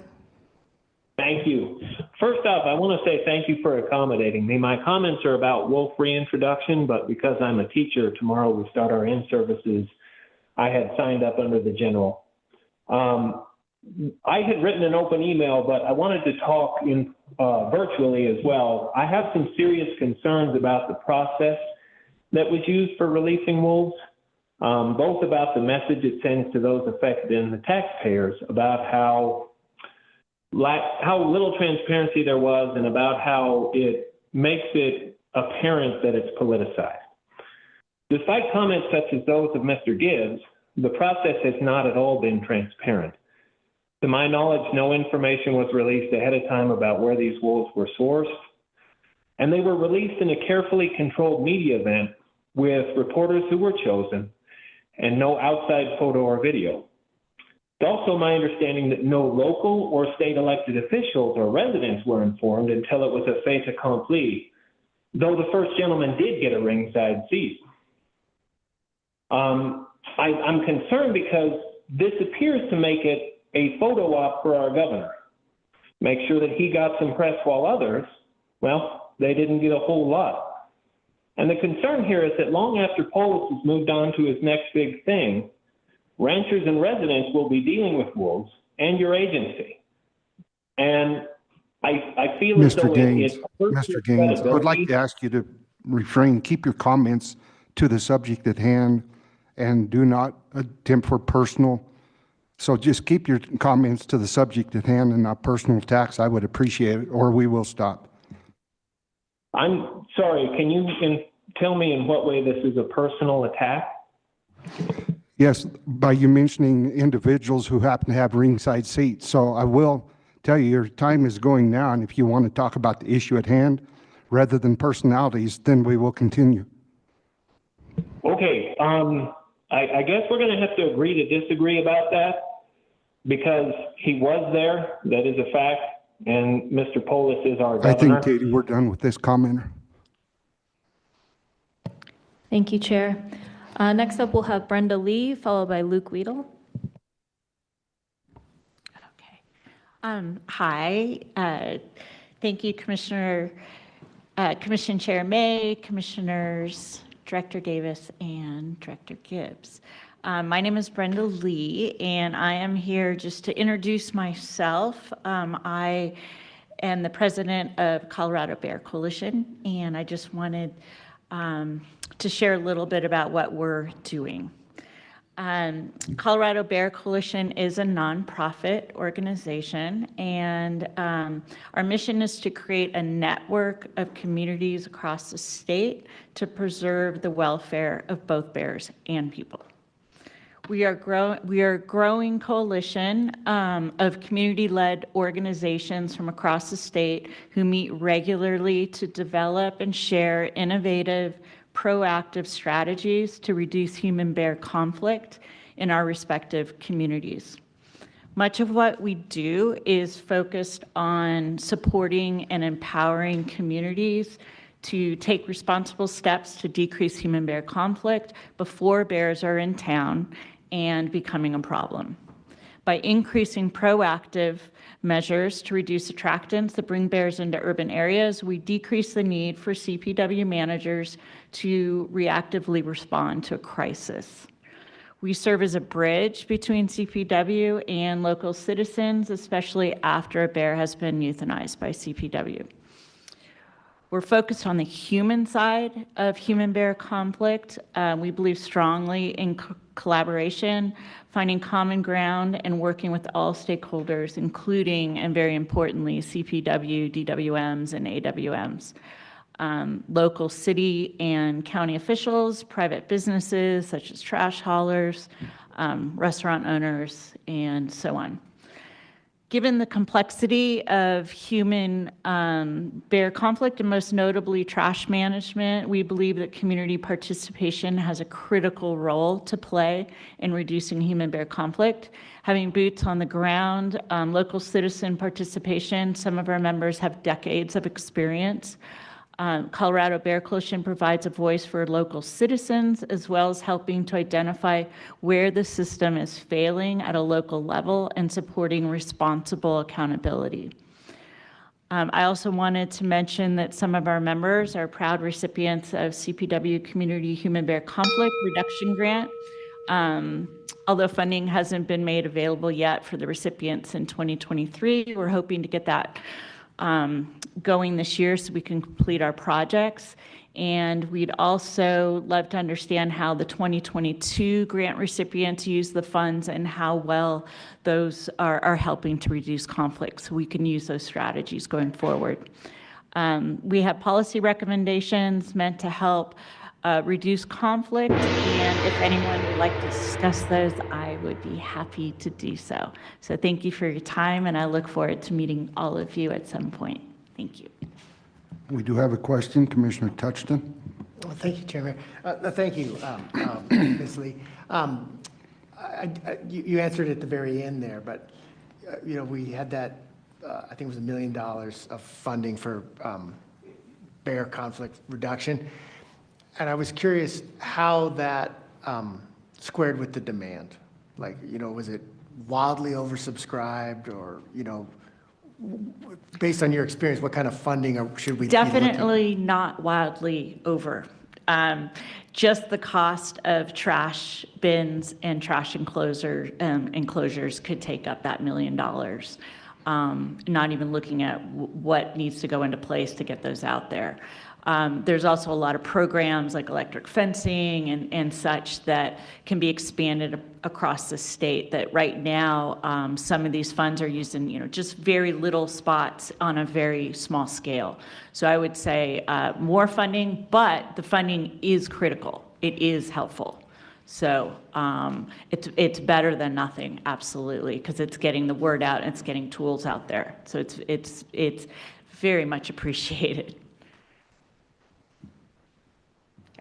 Thank you very much. Thank you. Next, we'll have Luke Weedle.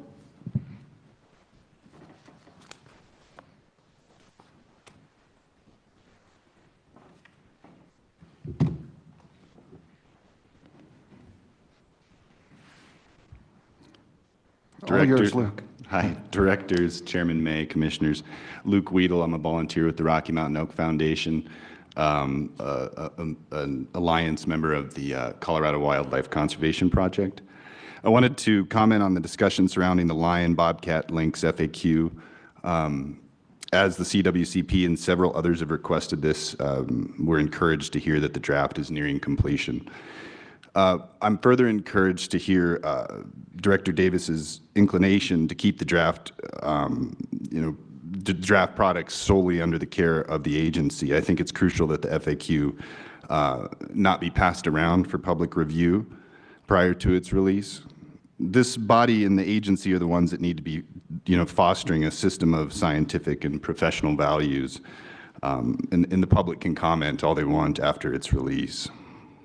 But this is the sort of thing that should be dealing kind of strictly with what CPW knows, is studying, et cetera, regarding lions and bobcats and lynx. And it should include facts and about these species, current management practices, et cetera. So thank you. Any questions for Mr. Weedle? Seeing none, we'll move on. That's it for general public comment. We'll have public comment on the next item as well.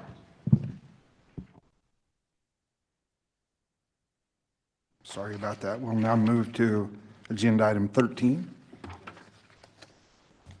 Go ahead, Commissioner Haskett. Sorry about Thank you, that. Chairman May. I have a question about public comments that we receive.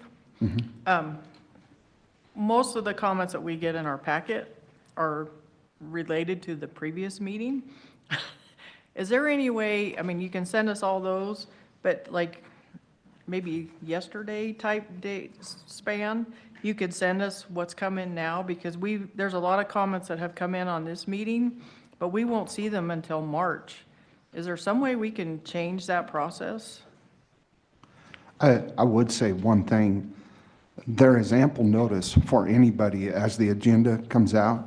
There's ample notice for anybody to submit those comments in time. And for example, I was still getting emails, as I'm sure all of you were, at midnight last night pertaining to today's meeting.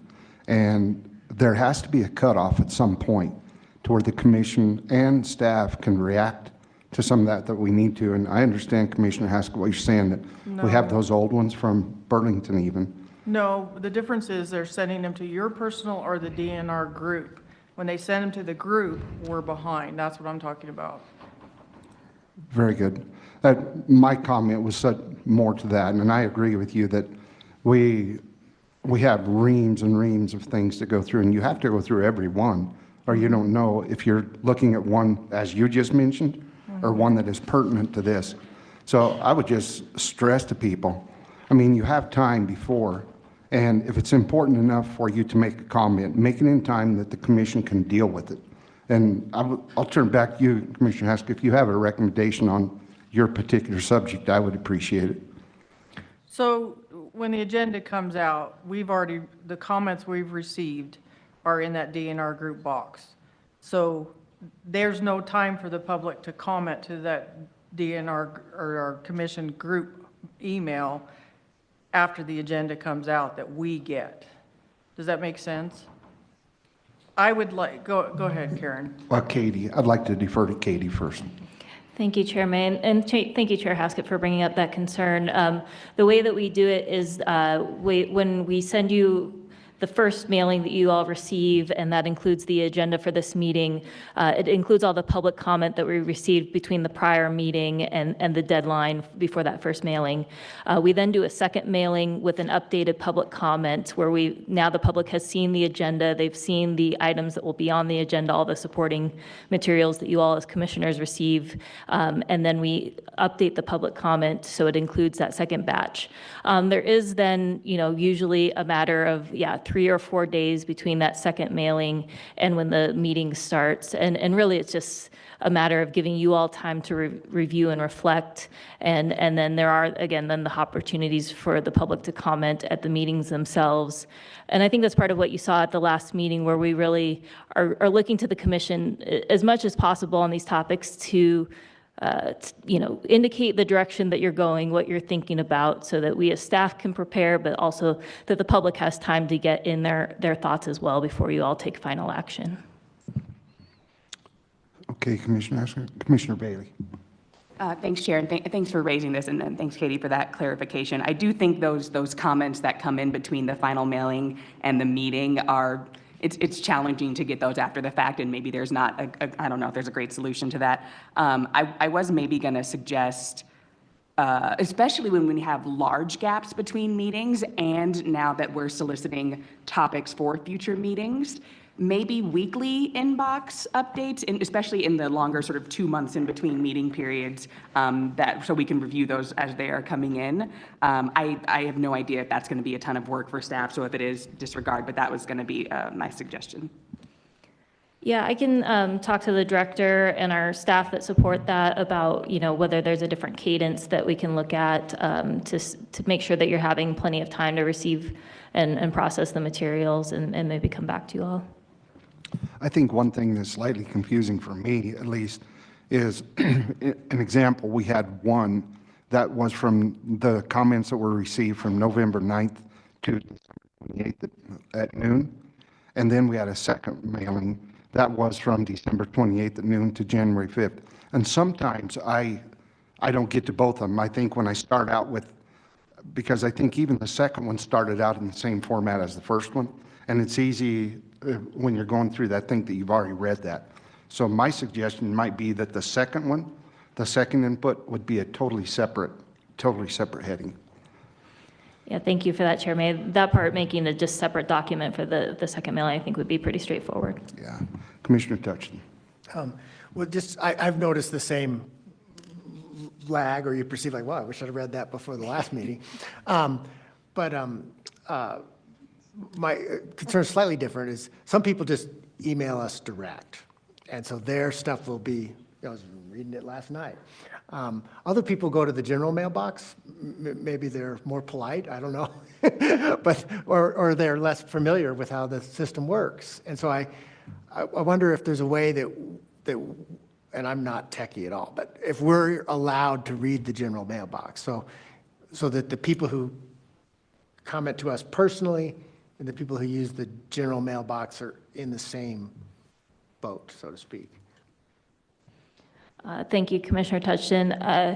I guess what I would say about the general inbox is that it is we make that available to you all in the document that you receive.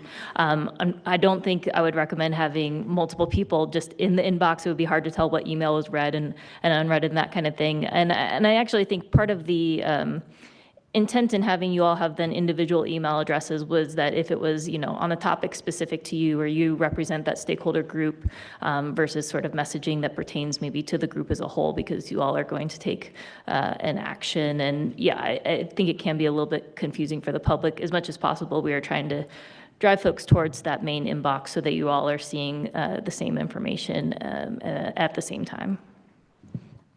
I think all good suggestions. Let's move on to agenda item 13. And Andrea, welcome.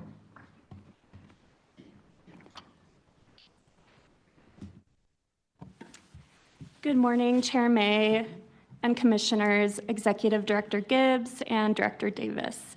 My name is Andrea Kurth, and I'm the Outdoor Equity Grant Program Manager. First, I want to thank you, Director Davis, for your kind remarks at the beginning of the meeting.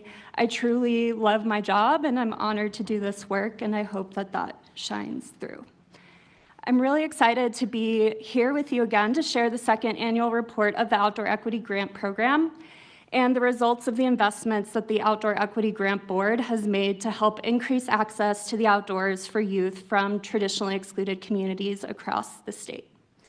I kept my slideshow pretty short, but I have a lot of great information and stories about the incredible impact that this program is making across the state. I'll start with some background information about the program. The Outdoor Equity Grant Program is the result of the efforts of a coalition of youth-serving conservation and outdoor education organizations across Colorado who came together in 2021 to envision how an outdoor equity grant program could increase access to the outdoors for youth from underserved communities and reduce barriers that these communities face when accessing the outdoors. House Bill 1318 was signed into law in June of 2021. The bill created an outdoor equity grant program funded by the Colorado Lottery that would support opportunities for youth and their families to participate in outdoor recreation, engage in conservation activities, explore outdoor careers, and receive outdoor job training. The underserved communities named in the legislation include racially and ethnically diverse youth, Native and Indigenous youth, LGBTQ+ youth, youth with disabilities, and low-income youth. A unique characteristic of this program is that the grant-making decisions are the sole responsibility of an independent board appointed by the Director of Parks and Wildlife and made up of people who represent the communities that are affected by the grant. This includes 3 youth board seats for young people under the age of 25 and coming from the communities served by the grant program. This is an incredibly unique and important facet of the program, which allows young people to get involved as leaders at Colorado Parks and Wildlife. The other 6 voting seats are for 1 member who is personally impacted by and has experience in racial justice issues, 1 member who is personally impacted by and has experience in environmental justice issues, 1 member with experience working on conservation issues, 1 member with experience in providing outdoor education programming, 1 member personally impacted by and with experience in providing disability accessible outdoor programming, and 1 member personally impacted by and who has experience working in equity for individuals who identify as LGBTQ+. In 2023, all 9 voting members of the board returned for their 2nd year of service and decided on the 3rd round of grant investments from the Outdoor Equity Grant Program. At the end of last year, we began recruiting to fill upcoming vacancies in the board, including the environmental justice seat, conservation seat, 1-year youth seat, and 1 of the 2-year youth seats. We expect to appoint the new board members by February. The Outdoor Equity Grant Program is funded through the Colorado Lottery through a cascade effect, and in 2023, $2.25 million was transferred into the fund as set forward in statute. In the spring of 2022, the Outdoor Equity Board opened the first round of grant applications and made a second round of investments in the fall of 2022. This past fall marked the third round of grant making, with over $2 million in grants awarded to 35 organizations. This grant round again saw tremendous interest from applicants, and grant requests totaled to over $17 million, again for around $2 million in available funding. The board received nearly 240 grant applications last year. In fiscal year 2023 to 2024, grant recipients were awarded up to $100,000 per project, with awards ranging in size from $17,000 to $100,000.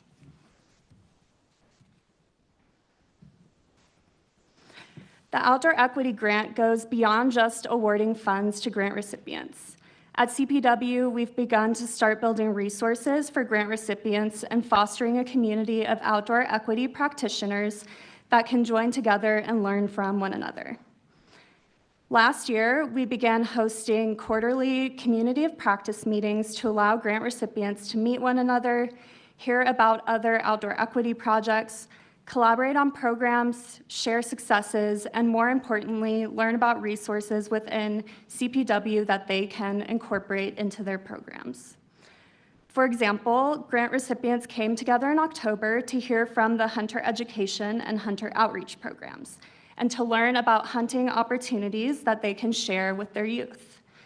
The response to that session was overwhelmingly positive, with grantees drawing connections between marginalized communities and the possibilities for food sovereignty through hunting.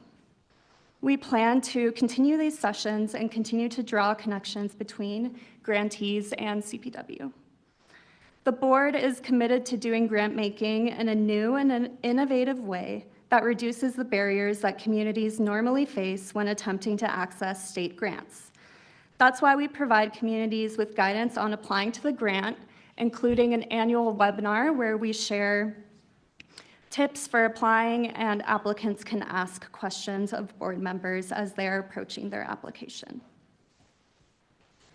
And this photo here, just a quick note, is from the Southern Colorado Community Action Agency, which is based in Ignacio in La Plata County, and they organize summer camps, Friday programs, and after-school programs for their youth.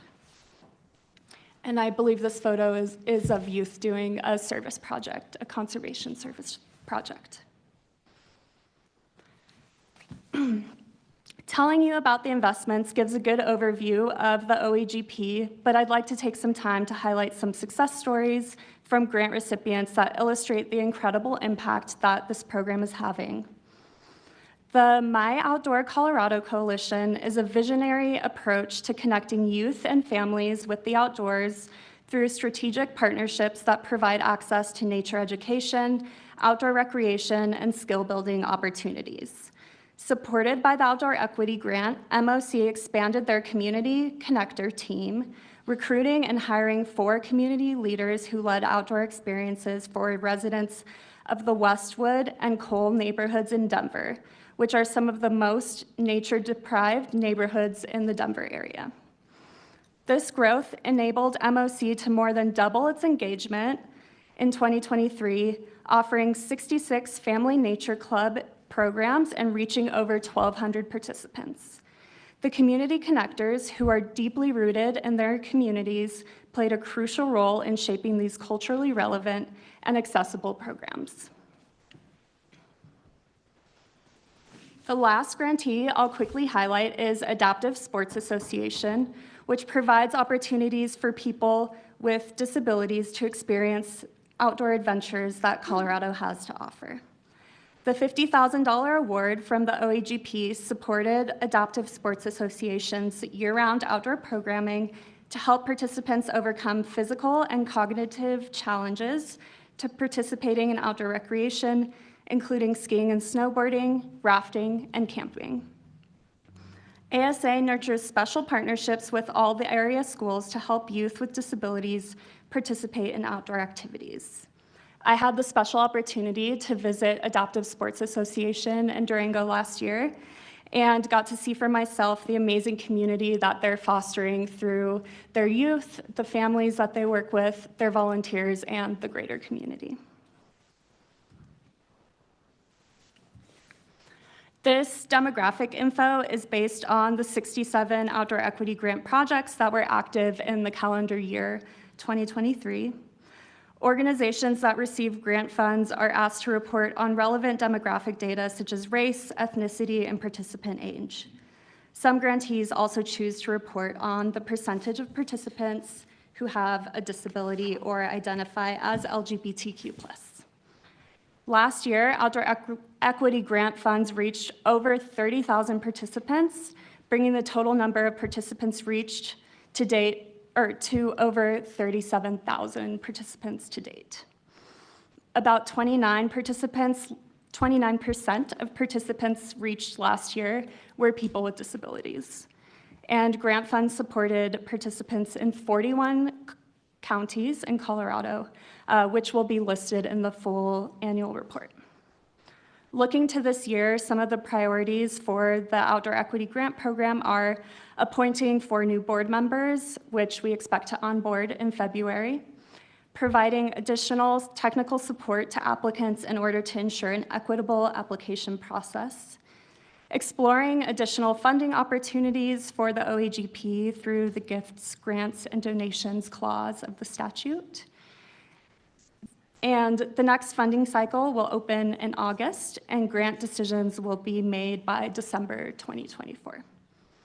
The annual report is being finalized this month and will be posted on CPW's website by January 31st. And with that, I'm happy to take any questions. Thank you, Andrea. Any questions or comments from commissioners? Commissioner Touchton. Thank you, Chairman. Thank you, Andrea. I think this is a wonderful program that you're, I mean, the future is more diverse than the past, and so it's wonderful that we're moving in that direction.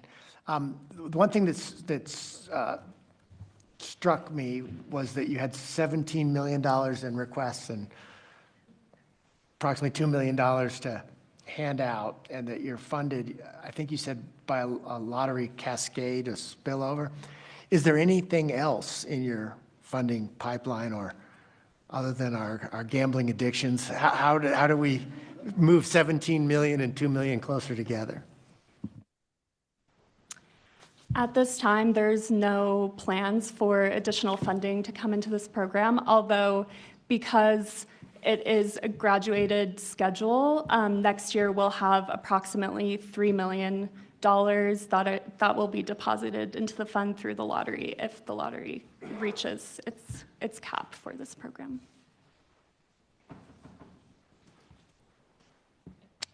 Commissioner Bailey. Oh, I'm sorry, Commissioner Otero. Thank you, Chair, and thank you, Andrea, for that presentation and your dedication to this work. I echo Director Davis's comments earlier. You've really been doing a fantastic job managing that number of requests, as well as like to thank the board for all the work they're doing. I think this program's impact is being seen as just laid out there across the state, particularly for youth, families, and communities. Especially just want to underscore the impact it's having on historically underrepresented communities and those that face the greatest barriers, from systemically those challenges that come with accessing nature, which I believe is a human right. And so it's just very encouraging to see this progress. And just to follow up on Commissioner Touchton's question, the cap for this program, it caps out at 3 million, right? So even if the requests continue to grow, we're seeing, as we've seen over the years, if that's right, totaling 17 million now with more and more applications. If that number continues to grow, it's still capped at 3 million unless we can increase funding to the program. Is that right? Yes, that's correct. Okay, thank you. Commissioner Otero, more? That'll wrap your questions. Commissioner Bailey. Thanks, Chair, and thanks for the updates. Yeah, we're always really thrilled to hear about the great work happening through the program and all the work that you and the board are leading.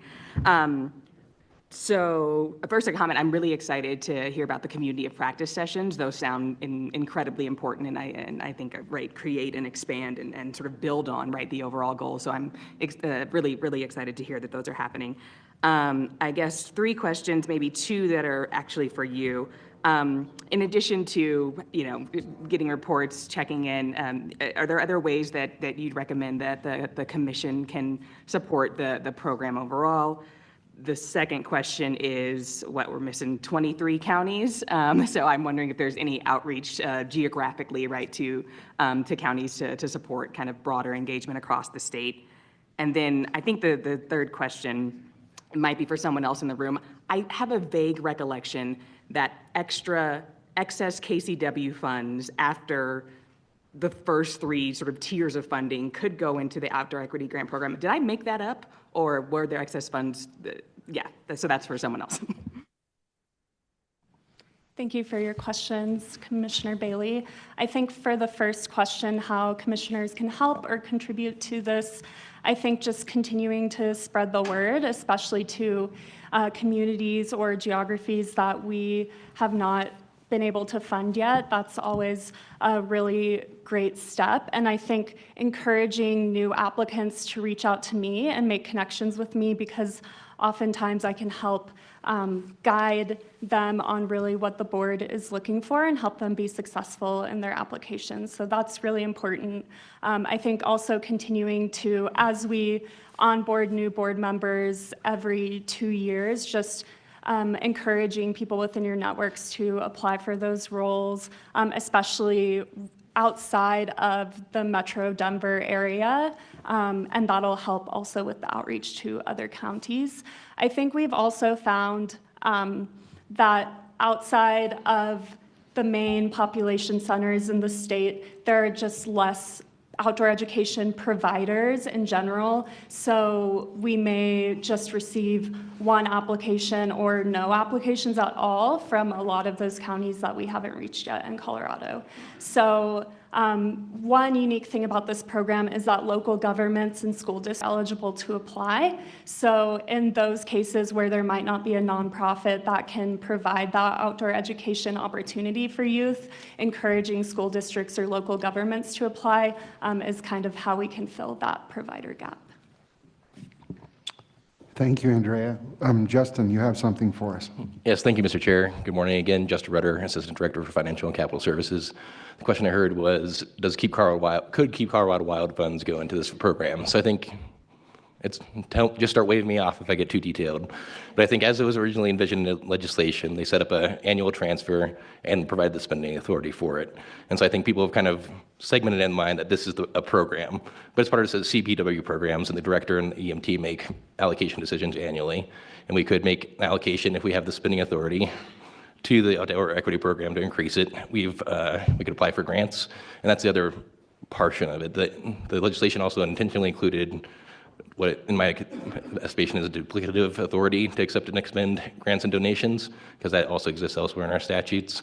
And I think that's speaking to the fact that outdoor equity is not just a CPW issue, and we would welcome partners to come to the table, and we could definitely help grow with those partners within this program. Commissioner Beaulieu. Thank you. Thank you for the presentation and all you're doing. It's such an incredible initiative, and I think it's so cool and unique to have youth members serving on the board, because they're the voices that need to be heard in these grant applications and in these communities. And so I just applaud that, having those opportunities for youth. And I'm curious, I'd received an email from CPW about board applications, and I'm curious about your outreach and how you reach youth members who may be interested in applying for a board position. Yes, that part is luckily kind of easy for us because we receive so many applications. So when we are recruiting for new board members, then we send that announcement out to every organization that has applied already and encourage them to share that with their youth as well. Director Gibbs. Thank you, Mr. Chairman. Thanks so much for your presentation. I want to give a special shout out. I see a lot of board members here. Maybe we could have them stand, or if you want to recognize them. But I see Jackie, Loretta, Chris, Benny. I know there's probably others. And really appreciate all your great work that you all do, because we have a lot of different volunteer boards. But I just think of looking at Jackie too, where, you know, GOCO does such tremendous work, but this can also, you personally and GOCO, but can really fill in where there's a lot of restrictions on GOCO funds, and where this particular grant program can go in and really help out nonprofits where there's a little more flexibility. Is huge, and you look at this partnership. So I don't know if we want to just recognize the board members that are here. I'm sure there's others that I maybe have missed, but.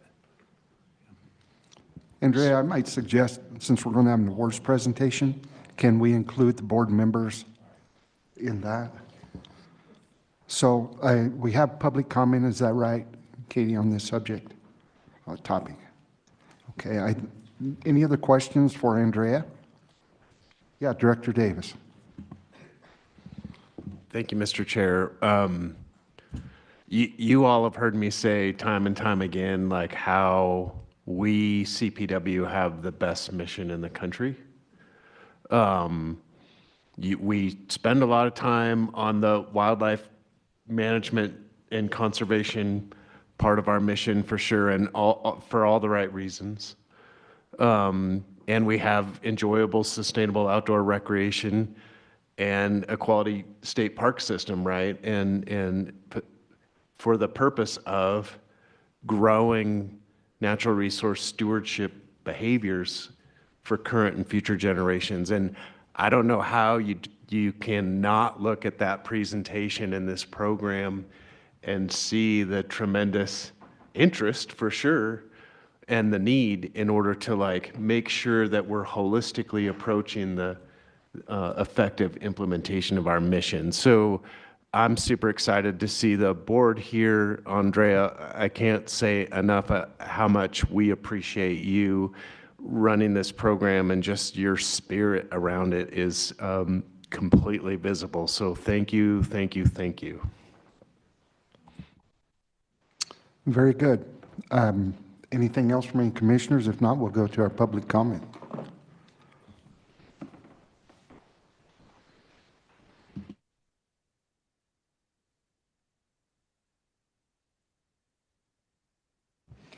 Thank you, Chair. Our comments on this item will be virtual, so my colleagues are going to help me. We're going to start with a familiar name to you all, Taisha Adams, who is now an elected official. So Taisha will have 5 minutes of time. We had such interest in this topic that we're just going to do 2 minutes each on the remaining items. Once we conclude this item, there was some confusion on the public comment sign up, so I'd like to just call up one more person at the end of this item for today who won't be back tomorrow. So it looks like we have Taisha ready. After Taisha will be Jared Bynum and then Jessica Newton. Well, I'll still refer to her as Commissioner Adams. Please go ahead.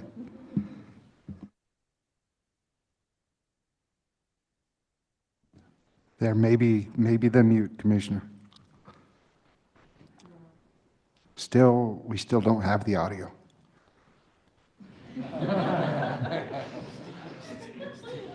Yeah, we all know what you're thinking.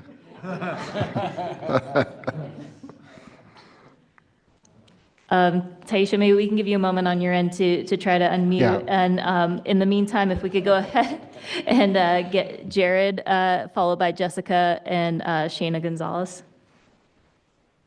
Awesome. Can everyone hear me all right? Yes, please go ahead. Thank you to the Parks and Wildlife Commission, Chair May, Director Davis, and Executive Director Gibbs for hosting us today and for your work in protecting and expanding access to Colorado's stunning landscapes and natural resources. And thank you, Andrea, for today's presentation and for all the work that you and the Outdoor Equity Grant Program Board do for our communities. My name is Jared Bynum, and I'm speaking today on behalf of the Next 100 Colorado and the Colorado Outdoor Equity Coalition, urging for your support for expanding funding to the Colorado Outdoor Equity Grant Program. Since the program's inception in 2021, the Outdoor Equity Grant Program has conferred one-of-a-kind outdoor experiences to thousands of youth across the state, providing the next generation of conservation leaders with opportunities to explore and enjoy Colorado's great outdoors.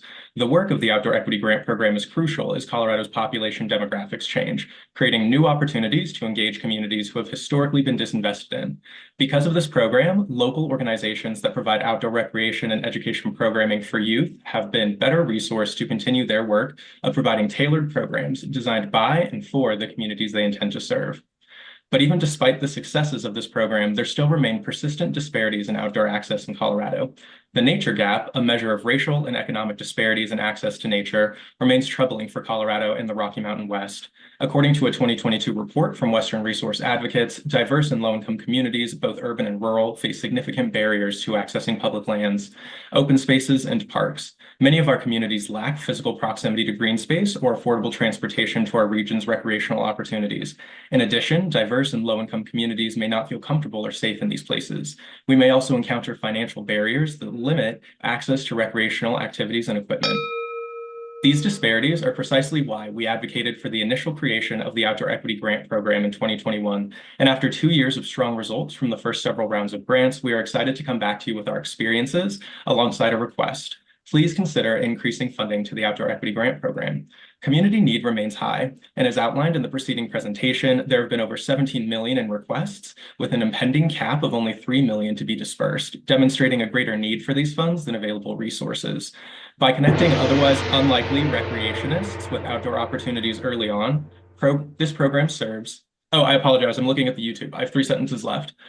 By connecting otherwise unlikely recreationists with outdoor opportunities early on, this program serves to increase future park visits, hunting and fishing license sales, and outdoor gear sales through developing and nurturing a love of the outdoors for young Coloradans. Every dollar invested in the Outdoor Equity Grant Program is a guaranteed future return on quality of life, conservation prospects, and parks and recreation engagement. We appreciate the supportive words of Director Davis, Commissioners Touchton and Otero, and we ask for all of your support in helping to advance efforts to increase funding. Thank you. Thank you. Let's give Taisha another try. Taisha, you want to go ahead? Hello? We can hear you now. Very good. All right, that was me. I pushed the wrong button. Alas, I will try again. Let me go from the beginning. Good morning. My name is Taisha Adams. Wonderful to see you all again, and I look forward to the CPW March Community Dinner to celebrate and strengthen our commitment toward shared goals. Thank you for your service as volunteers to steer CPW's strategic vision and ensure that the resources are allocated with our values in mind. As a former commissioner for Colorado Parks and Wildlife and a newly elected official, I know firsthand the many challenges you face as you balance the needs and wants of people and planet. Thank you for allowing me the opportunity to provide public comment. Note that my comments are my own and do not reflect those of the City of Boulder. In addition to my public service, I am also the founder and CEO of the Mukuyu Collective, which is currently working with U.S. Senator Heinrich's office in New Mexico to build momentum for a national outdoor equity fund. We are seeing across the country state outdoor equity programs struggle to fund the incredible demand for these opportunities, these earned opportunities. This includes states like California. The National Outdoor Equity Fund draft legislation includes funds to states that have existing programs, as well as those who are trying to start programs, just because of what we are seeing and talking about today. We must be bold in our commitment to values-based funding and equitable grant-making processes that reduce the bureaucratic burden on those who are applying. I want to take a moment to remind all of us of how we got here from an outdoor equity lens in Colorado. I'm reminded of one of my last CPW meetings where we learned about the park system. During the presentation, we were told about Colorado's first park designated in 1962. My first thought was which tribal treaties were broken to make this a reality? I also immediately thought of those who were provided access, meaningful engagement, and quality experiences, as well as healthy outcomes, because Colorado was still a segregated state at that time. We were also told about Cherry Creek State Park, and my first thought were the Black communities that were displaced living in Cherry Creek before the dam was created for the park and one of Denver's wealthiest communities. I joined the commission and ran for office because it's critical to have meaningful representation, resources, and collaboration that ensure all Coloradans can enjoy, play, experience the outdoors. I advocate strongly for the following: increased funding that expands not only the funds to be granted, but the resource needed to ensure full implementation.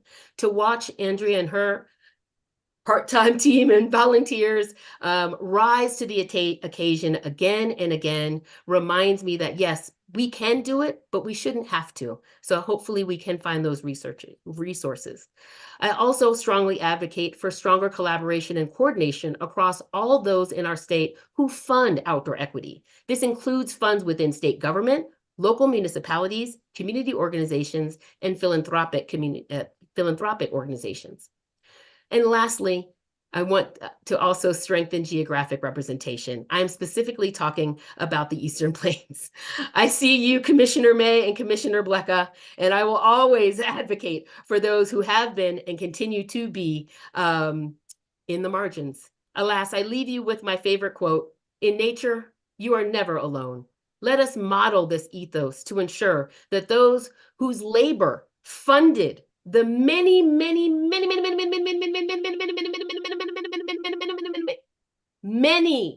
most all things, including the actual state of Colorado, which was funded off of the labor of enslaved Africans to purchase the Louisiana Purchase of Stolen Land. We can and must do better. Let us show not only current, but also future generations that we can thrive, but only when we are willing to make the hard decisions to put those who are to ensure those who are in the margins are no longer in the margins. As we look ahead to Martin Luther King's birthday and commemoration on Monday, let us have the courage to change. Thank you so much. Yeah! Thank you, Commissioner Adams. I think we're pretty tight on our schedule. I think unless the commissioner has a real pressing question, we'll just keep moving through our presenters to try to get caught up. Thank you. Next, we'll have Jessica Newton, followed by Shana Gonzalez and Shannon Francis. So if we could get Jessica up. Hi, And can you guys hear me? Yes, please go ahead. Hi, I'm delighted to express the impact that the Outdoor Equity Funds have had on our organization. My name is Jessica Newton, and I am the Executive Director and founder of Vibe Tribe Adventures. With this funding, we were able to embark on a transformative journey that has positively impacted the lives of countless youth and families that have never ventured beyond the Denver city limits. Through our partnerships with several community organizations, including Vail Resorts, we were able to introduce inner city kids and underrepresented families to the amazing world of snow sports. This initiative not only provides them with the opportunities to experience the joy and thrill of skiing and snowboarding, but also opens their eyes to a new realm of possibilities. The provision of proper gear and equipment ensures that our youth can fully immerse themselves in the elements, breaking barriers and discovering their untapped potential. I'm sorry, I have so much to say, but I know we have a little bit. Moreover, we took our classroom to the outdoors and we were able to expose our youth to the wonders of earth science by incorporating conservation, natural resource management, and sustainable environmental studies into our program as we aim to inspire a new generation of young minds to pursue careers in these fields. This grant funding enables us to showcase the beauty and the importance of our natural surroundings and instilling a sense of responsibility and passion for preserving our environment. With that being said, we were able to utilize Bar Lake State Park and bring our communities to practice archery as well as canoeing. We were able to utilize Stoughton State Park with rock climbing and fishing for our communities. We were able to utilize Castlewood State Park to do hiking and crossing the river and allowing our kids to dip their toes in the wonderful creeks. Please finish your thought. Okay. Please finish your thought. We also host an annual beach day event that had over 400 participants where we provide free food, free paddleboarding, free life jackets, free equipment to teach our community to utilize state park, local parks, and how to utilize them. They don't know where they are and they don't know how to use them. And so that's what we are so grateful for, this opportunity for the Outdoor Equity Fund. Very good. Thank you. Thank you. Thanks. Next, we'll have Shana Gonzalez, followed by Shannon Francis and Chenoa Francis. Yeah, Shana unmuted, and Shana, go ahead. Hi, can you hear me? Sorry. Yes, we can. Can you hear me? Okay, cool. We can. It's a little bit broken up, so you might want to turn off your I'm video. representing. Say again. With somebody who has a lot of experience with this from our part of the state, usually when you go off video, you'll have a much better chance with your audio. Maybe we try that. Yeah, I just turned off Shana, I just turned off your video because it was breaking up for us on the audio. Could you try talking again?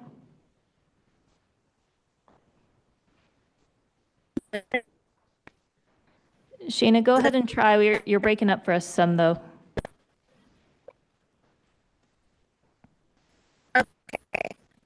I'm Shana, I'm sorry. It's not coming through for us.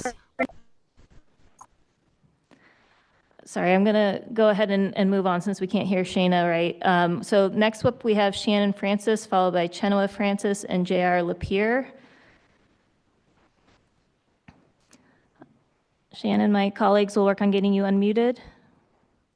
Yeah, I'm unmuted. Sorry, I Okay. can't turn on my camera. My camera doesn't work, so my apologies. And my Wi-Fi is probably not any better. Go ahead. Yeah, thank you so much. Let's see. Thank you to the Parks and Wildlife Commission, Chair May, Director Davis, and Executive Director Gibbs for hosting us today and for your work protecting and expanding access to Colorado's natural resources and landscapes. My name is Shannon Francis. I'm Hopi Dene. I'm Executive Director for Spirit of the Sun, which is a Native nonprofit located on Capitol Hill in Denver. We've been as a nonprofit since 2010. We work to empower Native and Indigenous youth and elders through cultural resilience. Over the past year, Spirit of the Sun has utilized this funding, outdoor equity funding, to serve 150 Native and Indigenous youth in the Denver metro area. Specifically, these youth live in the city and county of Denver and several cities within Jefferson, Arapahoe, Adams, Douglas, and Boulder counties. In this reporting period, our outdoor equity events have included a sensory day for our Indigenous Toddlers and Teachings program at Chatfield Botanic Gardens, an ITTP outdoor basket weaving activity, a paddle boat activity at Washington Park for youth in our mentorship program, bringing youth to an All My Relations Indigenous Cultural Festival at Levitt Pavilion, a youth leader training on mycelium cultivation for our Mycelium Healing Project, a Father's Day celebration with our ITTP youth at Denver Botanic Gardens, an Indigenous youth herbal education class in the Jefferson County foothills, a youth education class at our gardens, a day at the Denver Zoo for our ITTP toddlers, an outdoor fall storytelling honoring Dia de los Muertos for ITTP toddlers, a youth mentorship event at the Urban Farm, camping at the Bromley Powwow in a teepee, a poetry reading event at the Denver Botanic Gardens, and includes our Share Winter program, which brought 50 youth to Winter Park who have never skied or snowboarded before. So the outdoor recreation equity to make it equitable for our Native Indigenous youth. So can I just finish this one thought? This work has been transformative because our Native youth are getting active outdoors in educational and exciting ways. And the last thing I want to say is our Native American population has the highest PTSD and anxiety from historical trauma. This actually helps us utilize getting kids outdoors to heal through this, connecting to the natural world, addressing PTSD and stress and overall mental health and wellness. And I appreciate the funding, and we are grateful, and we hope to utilize future funding. Thank you. Thank you. Next, we'll have Chenoa Francis, followed by J.R. Lapierre and Adelie Rivas. Chenoa, it looks like you're unmuted. Would you like your camera on? No, thank you. Okay, Can go you guys ahead. hear me okay? Yes, please go ahead. Okay, wonderful. Yate Kiani Shle, Adotachini, Bashashina, Doshimasna Kiani, Adoshiche, Akesiani. Good morning, everyone. My name is Chenoa Francis. I am Hopi and Danette, and I am the Youth Program Coordinator here at Spirit of the Sun. We are an Indigenous women-led organization, and our focus is on building community by uplifting and empowering Indigenous youth. As a former Indigenous youth myself, I can say that there was never a lot of outdoor access, free outdoor access, without taking a huge trip. And so, let's see. With our youth programming, the outdoor equity grants have funded. We've not only been able to take our Indigenous youth to the places that Shannon was speaking about, like the zoo, the Botanic Gardens, the Rocky Mountain Arsenal, but we have also been able to go to outdoor spaces where we can celebrate our diversity and cultural traditions. And through the outdoor equity grants, we've would like to continue to grow these programming so that our youth mentorship program can go camping or things like that. But to also create the disparity of equity between our Native youth that aren't able to have access to the land that all of our ancestors have before. We don't believe that we should be paying however much money to be going and visiting a national park.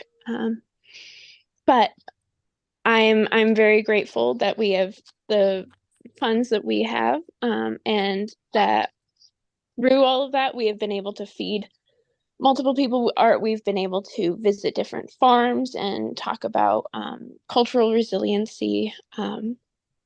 But yes, thank you so much. I will let you guys get going, and thank you. Thank you. Next, we have J.R. Lapierre, followed by Adelie Rivas. J.R., would you like your camera on?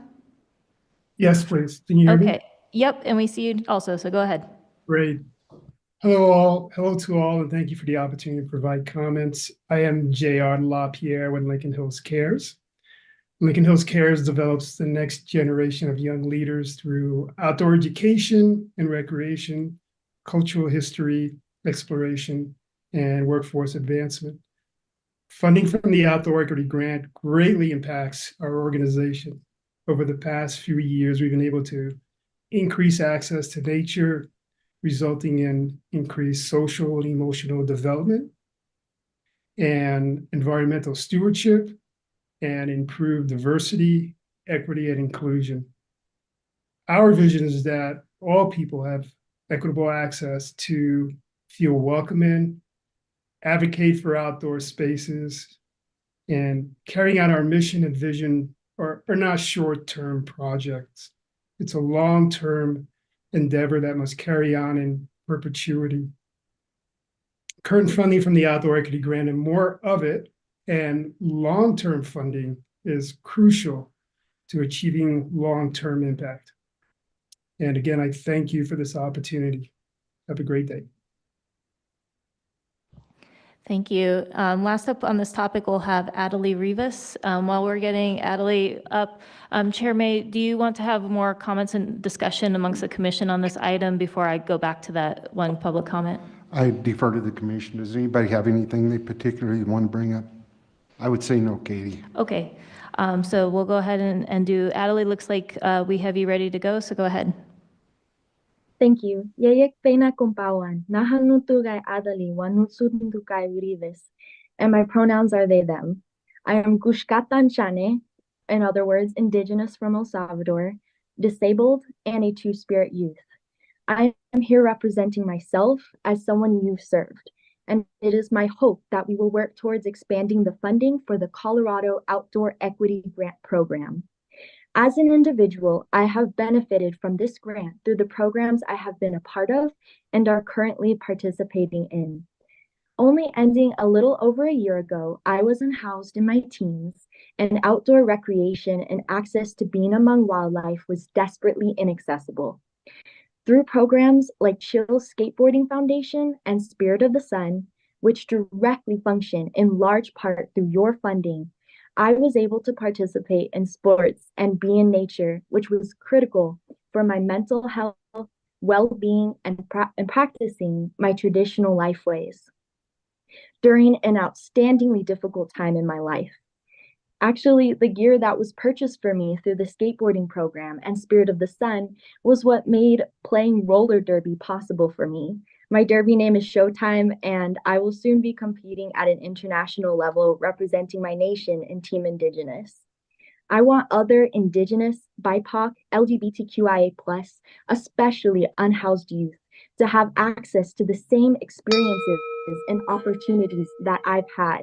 With more funding, we can support even more outdoor recreation activities and prioritize Indigenous people's access to their ancestral lifeways and getting their land back into their stewardship.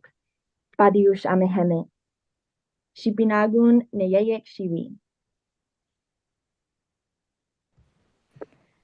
Thank you. So that'll conclude our public comment on this item. If I could have Grant Jerry come up, please, for general public comment.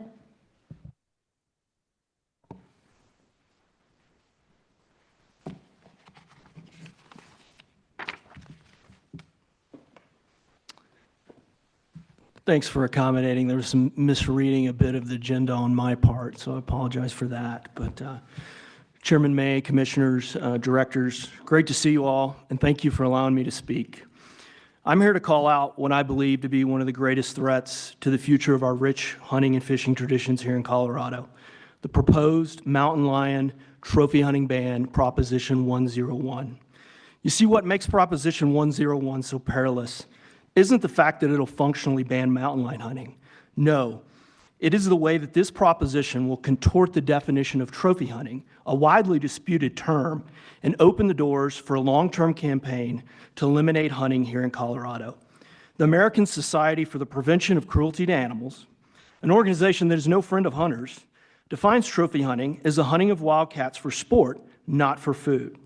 Many North American hunters would describe trophy hunting as the selective harvest of older age class animals, typically males, where large horns, antlers, or body size reflect greater age. Proposition 101, however, defines trophy hunting as killing of said animal, mountain lions in this case, and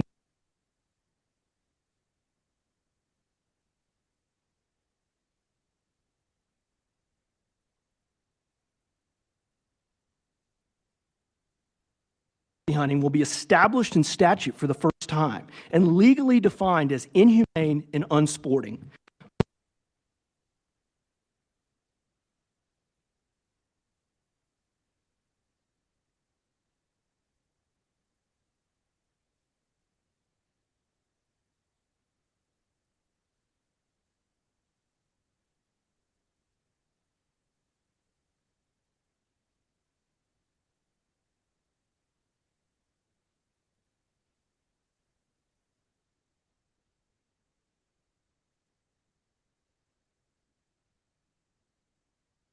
Every current hunt as trophy hunting in their campaigns and will provide a clear advantage in efforts to eliminate.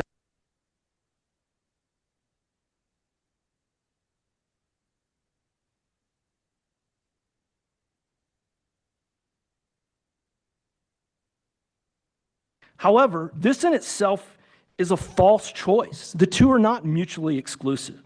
I asked the Commission and the CPW staff to be proactive in providing the Colorado public with easily accessible data and facts surrounding the regulated hunting of mountain lions in Colorado.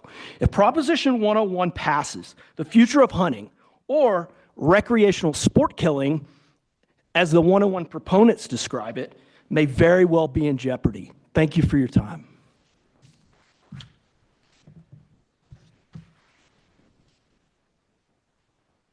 Okay, Katie, I think we now have our awards presentation.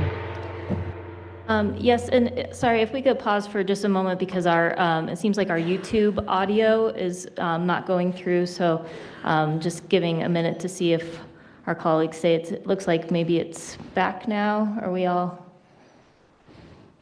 I can hear you now. It was cutting out a little bit during that last comment. Yeah, thank you, Commissioner Otero. Then yes, thank you, Chair. We're ready to go on.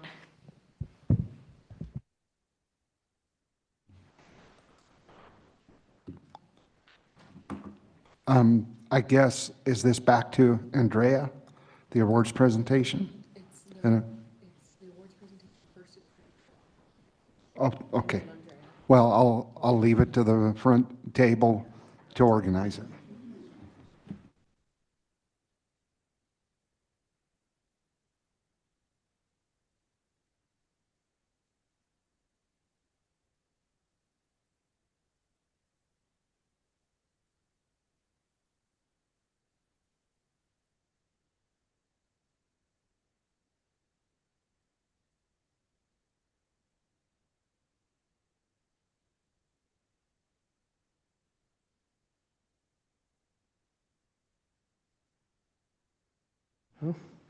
Thank you, Commissioners. My name is David Nickham. I'm the Executive Director for Colorado Trout Unlimited.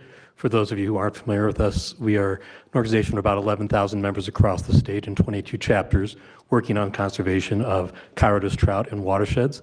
As you can imagine, that puts us in a position of having a lot of collaboration with Colorado Parks and Wildlife staff. We really could not do the work we do without the tremendous people that are working in the field for your agency. That said, every now and then there are some who go above and beyond, and we wanted to take a moment today to recognize 3 of those who have been instrumental in the opportunity to grow our Trout in the Classroom program. And to describe that, I wanted to introduce our youth coordinator, Natalie Flowers. Thank you. Thank you, David. Thank you, commissioners, for letting us come and give these awards out. As David said, I am the Youth Education Coordinator for Colorado Trout Unlimited, and I have the pleasure of working with a lot of amazing partners and then amazing youth and organizations to spread our mission and share our vision for the future. And one of the programs that we do is called Trout in the Classroom. And this is typically ran through the school year. And at the beginning of the school year in the fall, the kids and educators that are participating in the program, they get trout in their classroom in a tank. And they get eggs from the Crystal River Hatchery. And that's donated eggs by CPW. And then they get to see those eggs actually hatch in the classroom. It's amazing. This program is from kindergarten all the way through 12th grade, and we even have some community tanks for community members.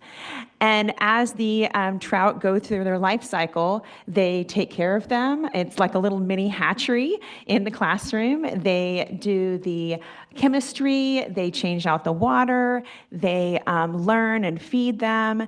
And a lot of the teachers, most of the teachers actually create curriculum around this program.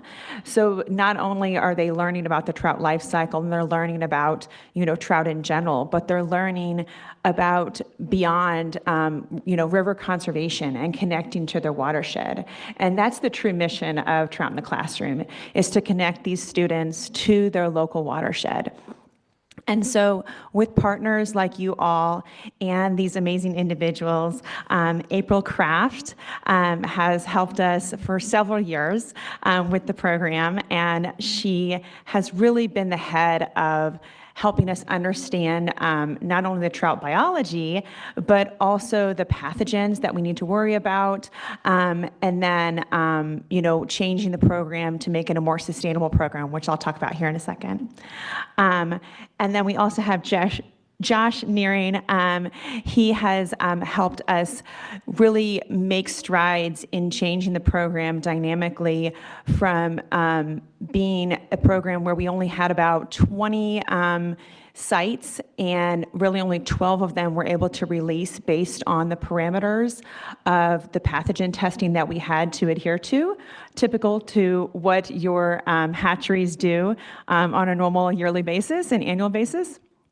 So we had to send tests off for these trout. We had to euthanize some trout and then send them off to the U.S. Fish and Wildlife Service to get them tested.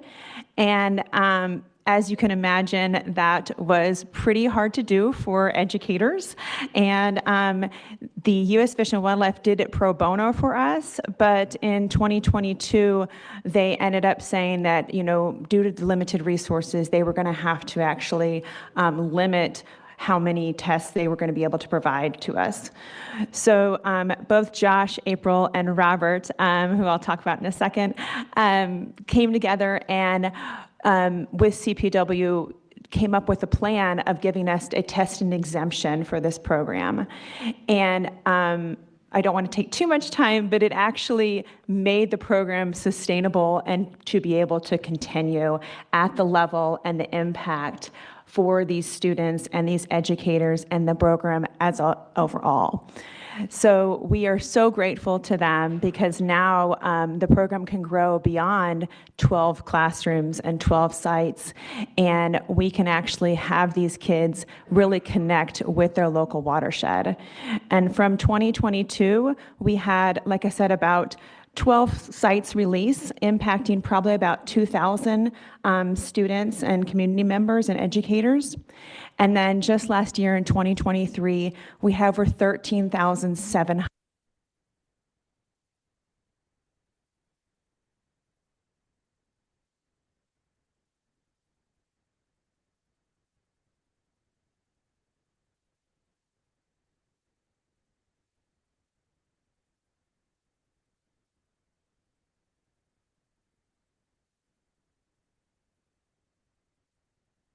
Okay. Oh, it's back on. We'll take a short break till we can get this back to where.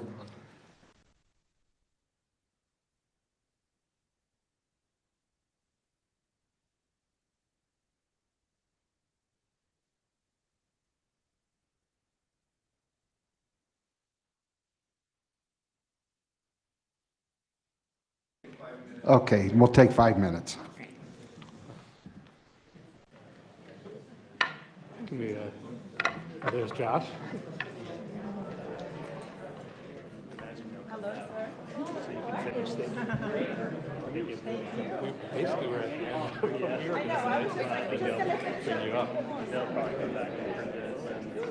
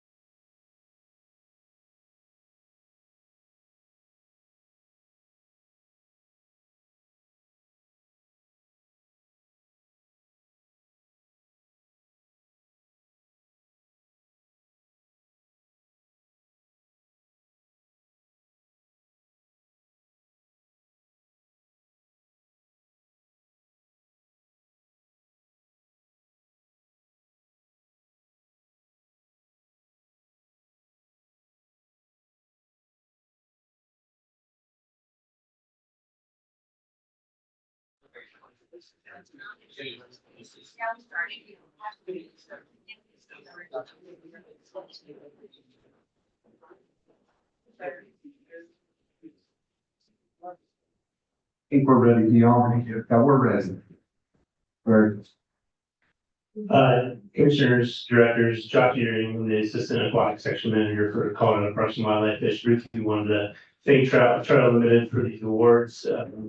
Robert and April couldn't be here, so I'm accepting it on their behalf, but I appreciate TU's partnership with Colorado Parks and Wildlife and all they do to help us succeed in our mission as well. And I congratulate them on a great program with Trout in the Classroom as well. It's a good partnership.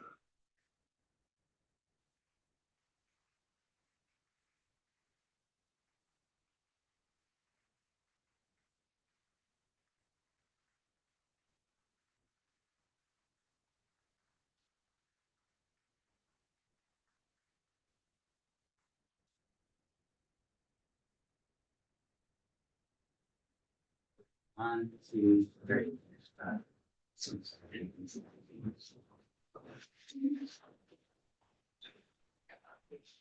Okay, I think now that moves us to Andrea.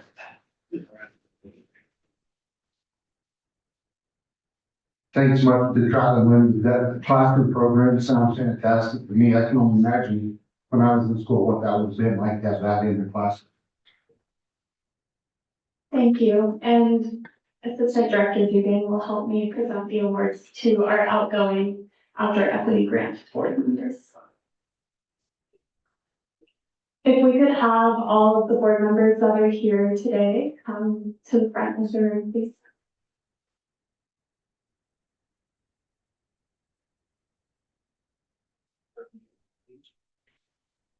And Andrea, hopefully you'll provide introductions for us.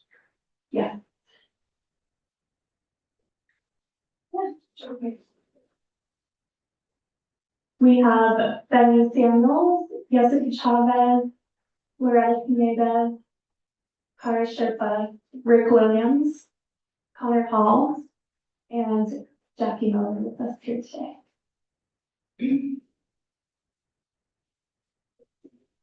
And thank you, Chair May. My name is Heather Disney-Dugan. I'm the Deputy Director for Colorado Parks and Wildlife. It's wonderful to see you and the rest of the commission here today. Good to see you, Director Davis and Executive Director Gibbs. As Andrea said, I have the honor of being able to present awards to 4 of these 4 board members today. I'd like to especially acknowledge 4 partners who have helped us to make a significant difference in helping to serve all Coloradans, as you saw in Andrea's presentation. So Jessica, Loretta, Cara, and Richard, could you please take a step forward? I'd like to honor these 4 outgoing Outdoor Equity Grant Board members. These 4 board members were part of the inaugural Outdoor Equity Grant Board. And after the program was created in 2021, they stepped up into a brand new space. And without truly knowing what would be asked of them, they helped to make something really significant for us. As inaugural board members, these 4 folks helped to shepherd the new program to success. And these board members have been part of tough but very important conversations that decided how to interpret a statute that was very general and needed a lot of fleshing out. And they implemented a grant program in a way that had never been done before.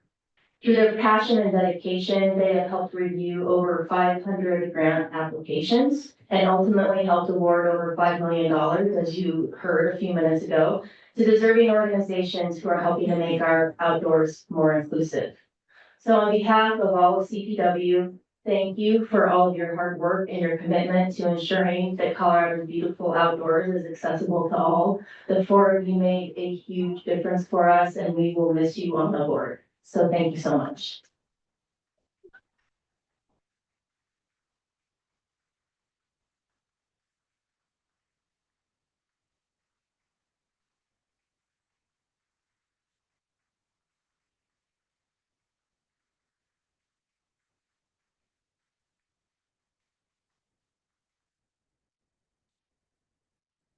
So we'll step up here and Carlos will take photos.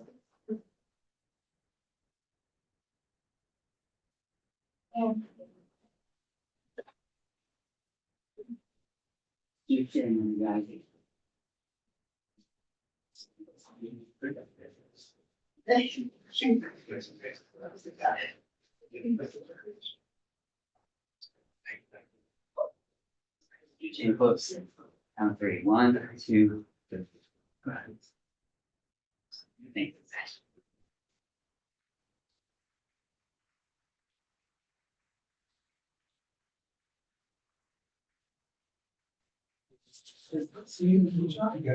And we also have with us here Chris Rothenberger, a member of the board as well.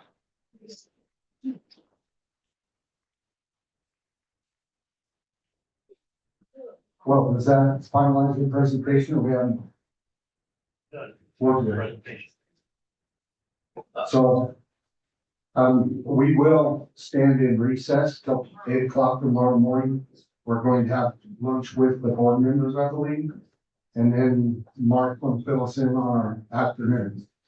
As soon as we get done with lunch, we're going to get ready for our tour to the Rocky Mountain Arsenal Commission and selected staff. And we're going to meet out in front of the main building. You come out for lunch.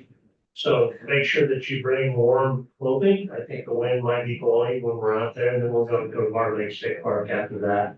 We'll bring you back here before dinner tonight. So that's kind of the drill. We're going to leave as soon as we can. We're hoping to get out here by 1 o'clock. I don't think we'll probably get that, but we'll leave as soon as lunch is over, and we'll reach out on the west side. Very good. We'll stand in recess.